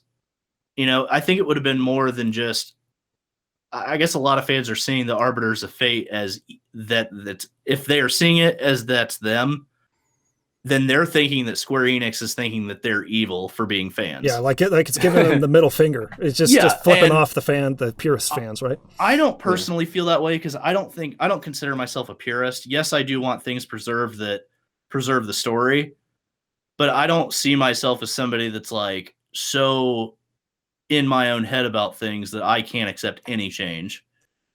But I do see where some people might be a little upset with the fact that they've been relegated to a plot point. And I don't know. For me, it's like the plot ghost just didn't need to be there in the first place. Yeah, they could already do whatever they wanted. That's what I don't understand. They could already do whatever they want. The plot ghosts are proof that they could already do it. so don't just do it. They don't need to. Yeah. You don't That's need to justify. You don't need to justify yourself for why you're doing it. You can just do it. You made it. Just do it. Yeah, I agree with that in a huge way. I think that it's really silly. Yeah. Go ahead first. Yeah. I think what they were trying to do is cool. I think that like if we were out at a bar and we were having a couple of drinks and you were telling me that there would be like, you're gonna add like a meta narrative element to your game, and it's going to be the fan base, and they're never going to be satisfied. And after a few drinks, I probably think, "Hey, man, I think that's a cool idea." And it kind of sounds like it, right?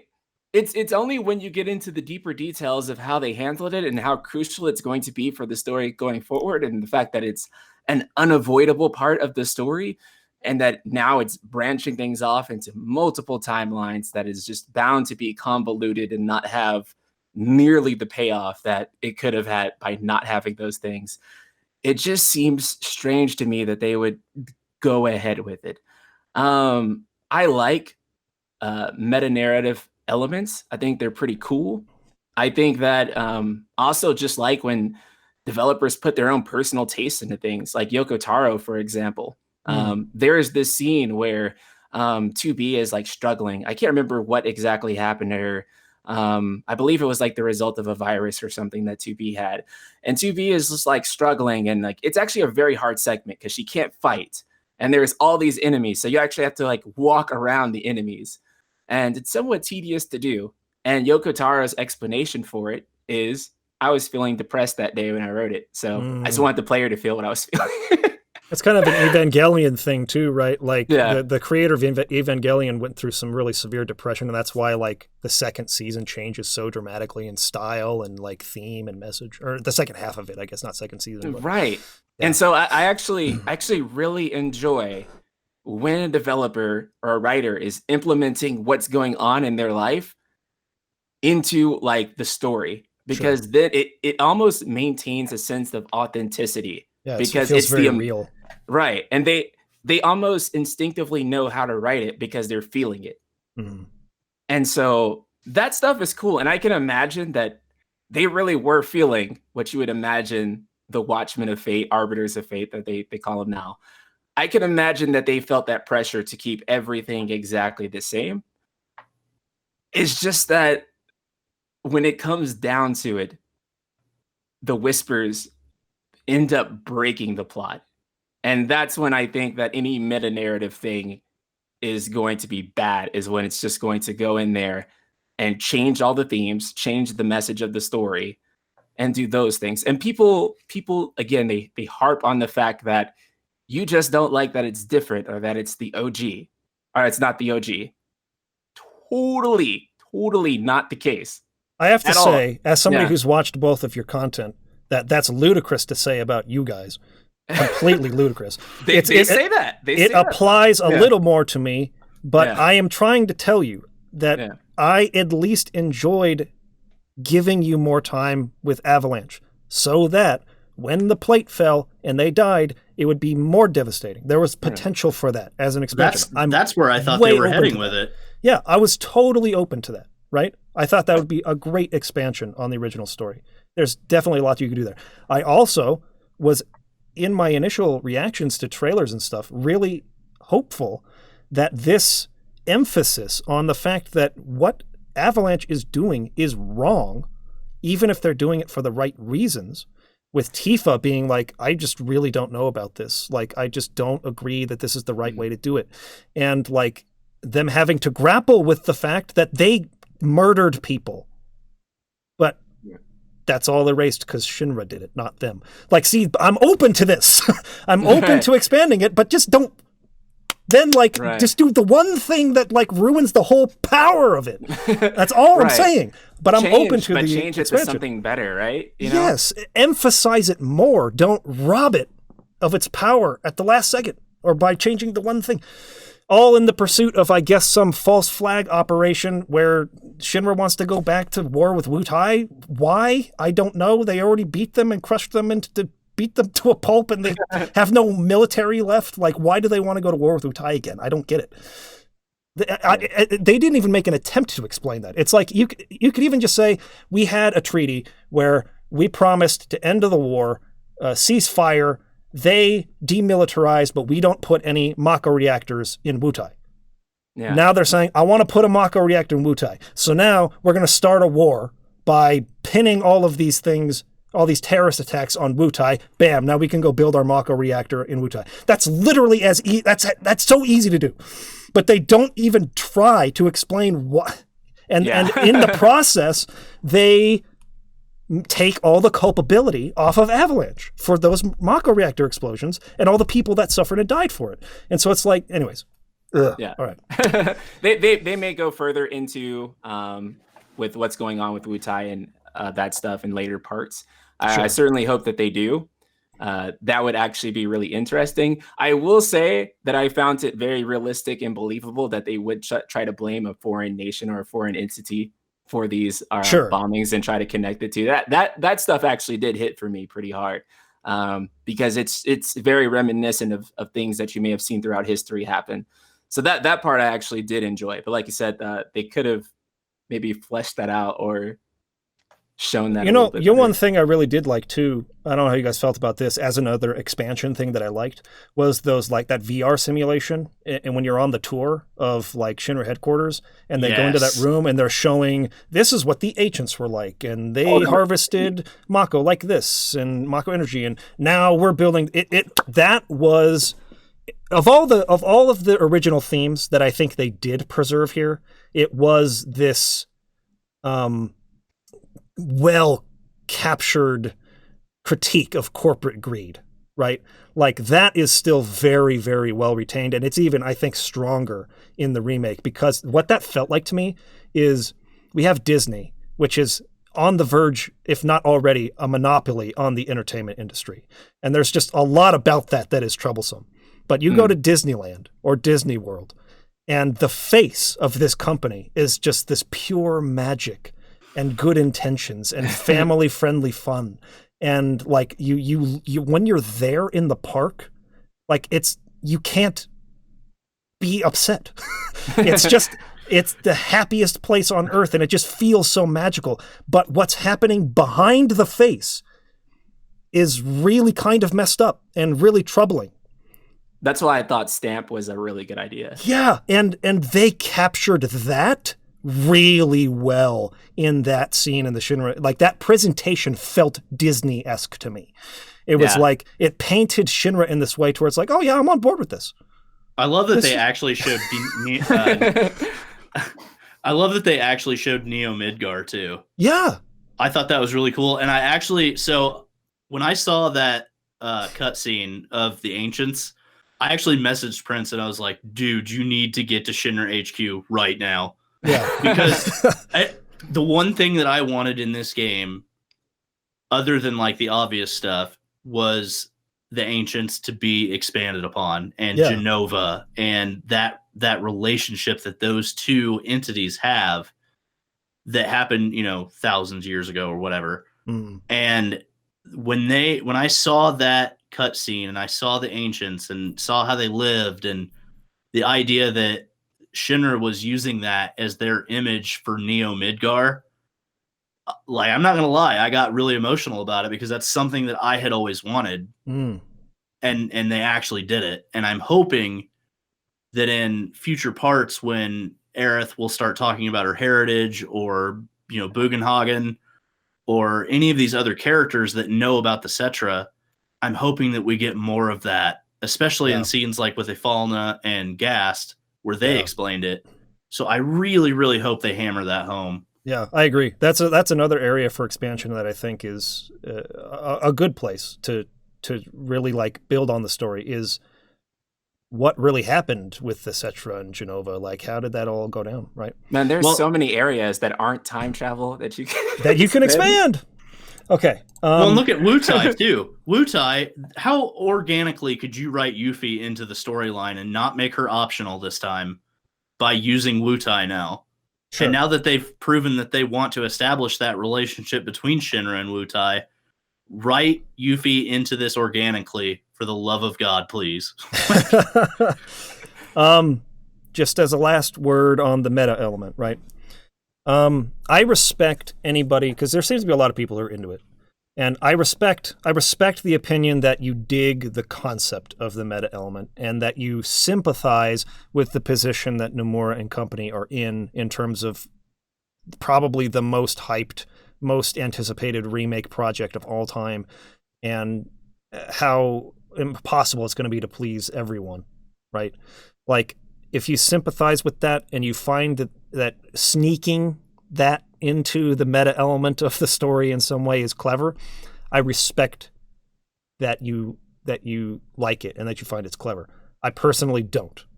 I find it to be self-indulgent on Nomura's part. to take a story that was not about any of that and make it about himself. Like, I'm going to make a story, I'm going to co-opt this story that everyone grew up loving and was so anticipated about, and I'm going to work into there a message about me and about what I'm going through and what I'm struggling with. I can't think of a more, and I don't want to say this in a mean way, like that, or in a way to where I'm calling him a bad person or anything like that. That's not the intention of what I'm saying. I just find it to be an arrogant thing to do, to think that your struggle with creating a video game is a more important message than what the original game's message was, which was far more relevant and applicable to everybody. And I just find it to be, I don't know, very, like I said, self-indulgent. Like he's looking at himself. It's more about him than it is about recreating this beautiful experience for the fans. Go ahead with what you're going to say. I was going to say that some people like to shift that blame toward Nojima. Yeah. Because he worked as the scenario writer. Mm-hmm. And that's fine. But I just want to throw out there that if you shift the blame to Nojima, or you say that Nojima wrote the original story, and so because he's writing this scenario for this game, it's all his idea and he can do whatever he wants with it. I just want to say he wrote the Final Fantasy X audio drama, and he also wrote Final Fantasy X 2.5, in which case inside of that, Tidus's head gets blown off by an exploding blitzball. So even the best creator doesn't strike every time. Man, like, I've made some really stupid videos. Like I've really done some stuff that I look back on. It's like, I regret that. That was freaking stupid. That was a bad idea. I should not have done that. Right? Like, everybody is going to have missteps at some point. So, like, just because this guy did this doesn't mean this is going to be great too. Right? And I feel that way about, say, like, Takahashi, Tetsuya Takahashi, creator of Xenogears, right? I think Xenogears is as brilliant a story as I've ever seen in a video game. I really love Xenoblade Chronicles. I felt Xenoblade Chronicles 2 was just a wholesale swing and a miss, embarrassingly bad. I do not like it at all. Of course, that's my opinion. But what I'm trying to say is, like, and this is the other element of it too. A lot of people want to shift blame onto Kojima as the scenario writer, right? So it's like, well, he's the writer, so the story was his. No. The director is still in charge of everything. And if the scenario writer comes to you with this idea, and it's a bad idea, the director doesn't go, oh, well, you're the writer, so, like, I guess it's in there. I can't do anything about it. Like, right. It's the director's job to keep everyone on vision and to say, like, this is a bad idea. I'm whipping you into shape. Do not do this. Please change this. So it's ultimately the director's responsibility what ends up in there. It's always the director's fault to some degree. 15's team was demoralized, Tabata, one of the things that he told them was, don't worry about whether your job is good or not, or whether you do a good job or not, because I'm going to be the one that takes the fall for it. Yeah. And that's what you accept when you step into that position of director or producer. Right. That's what being a director is all about. Mm-hmm. Well, and you can tell this whole story was a collaborative effort anyway. It's not just Nojima writing it because he's like, well, let's just put plot ghosts in there. Nomura, Toriyama, Nojima, even, Hamaguchi.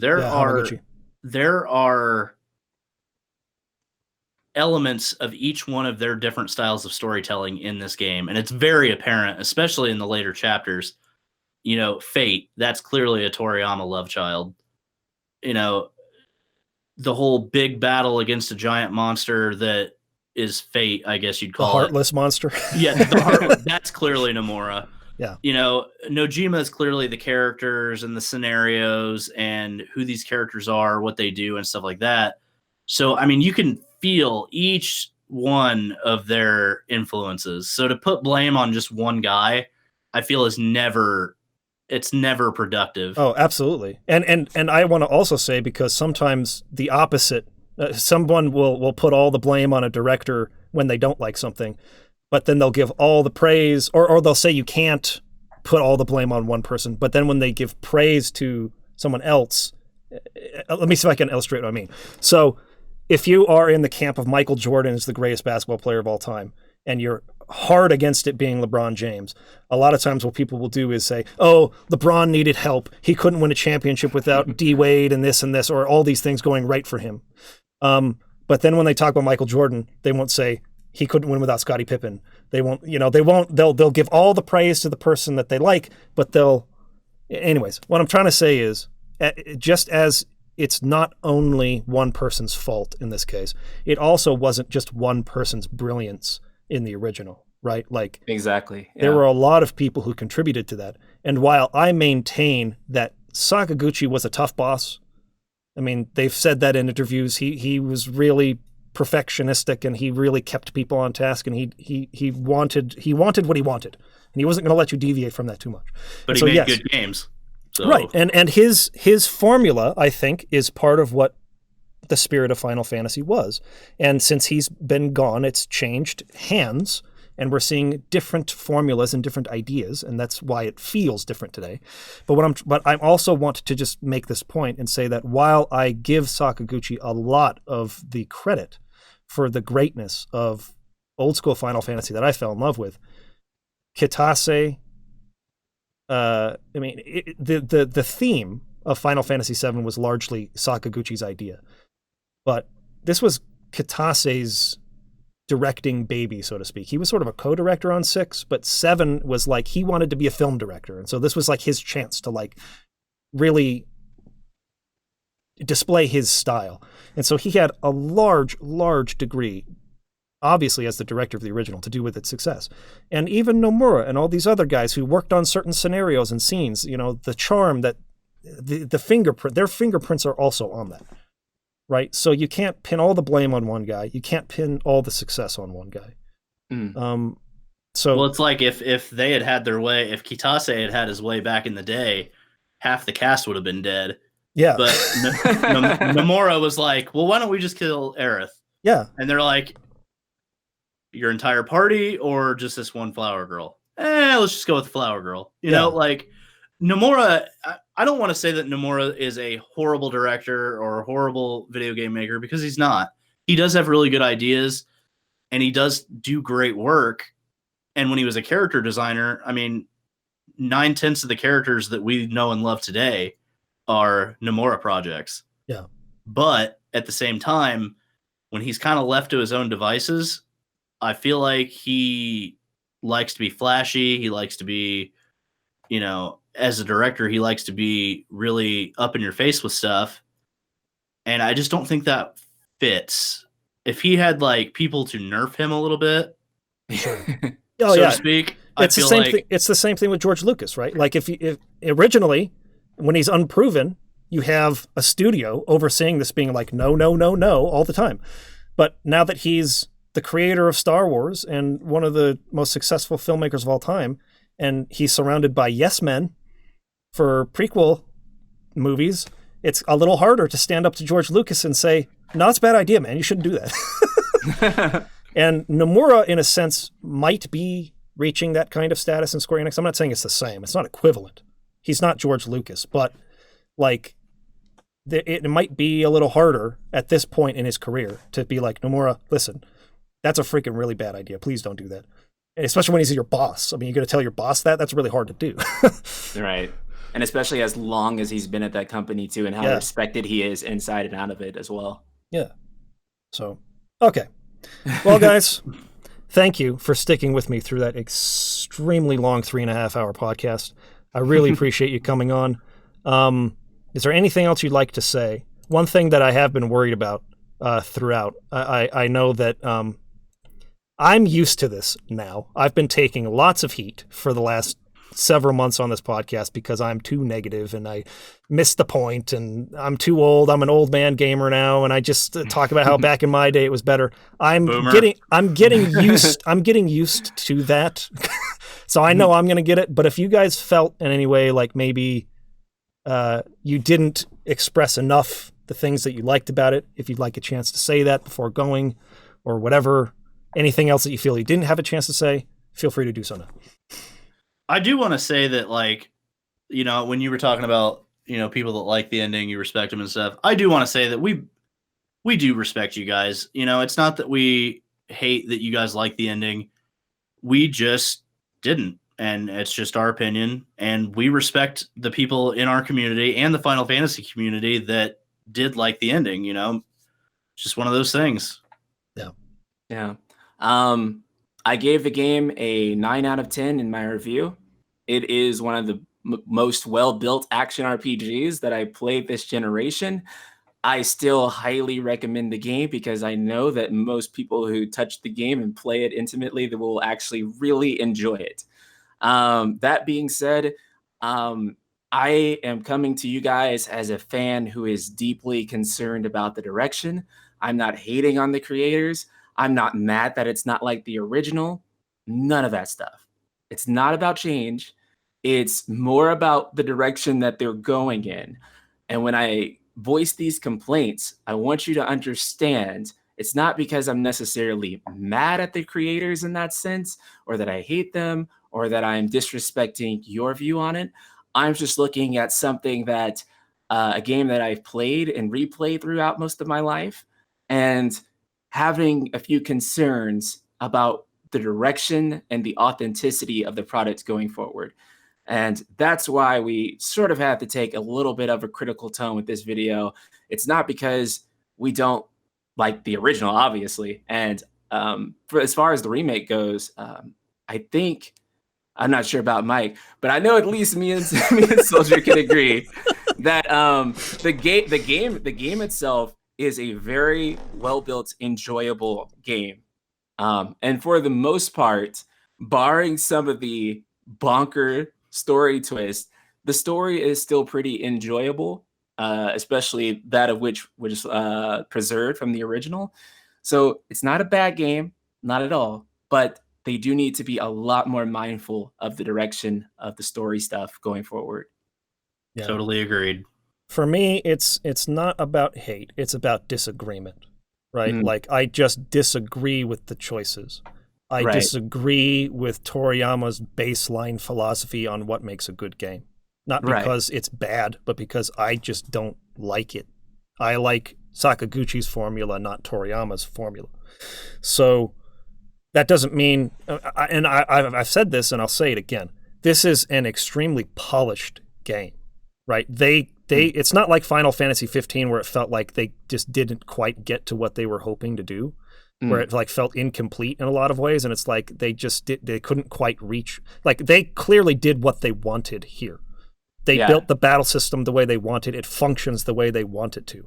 I disagree with some aspects of it, but that doesn't mean it's bad, because they did exactly what they set out to do.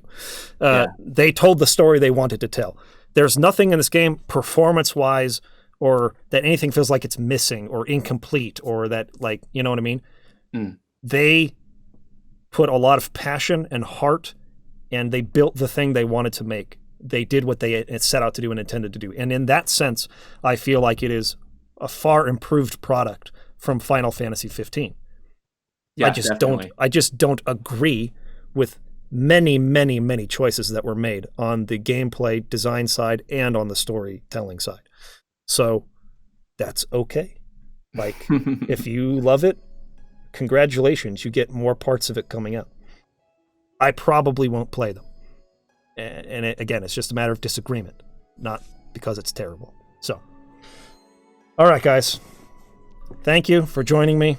I really appreciate it. I know that 3.5 hours is a big commitment, but you guys are great. It was a really good opportunity to meet you two. I've been wanting to talk to you guys for a while, so I got a lot off my chest, so that's great. Same it feels good. It feels good, doesn't it? Yeah, it feels very therapeutic, actually. Okay, anyways, thanks guys. Appreciate you coming on, and we'll talk again soon. Peace out. Have a good one.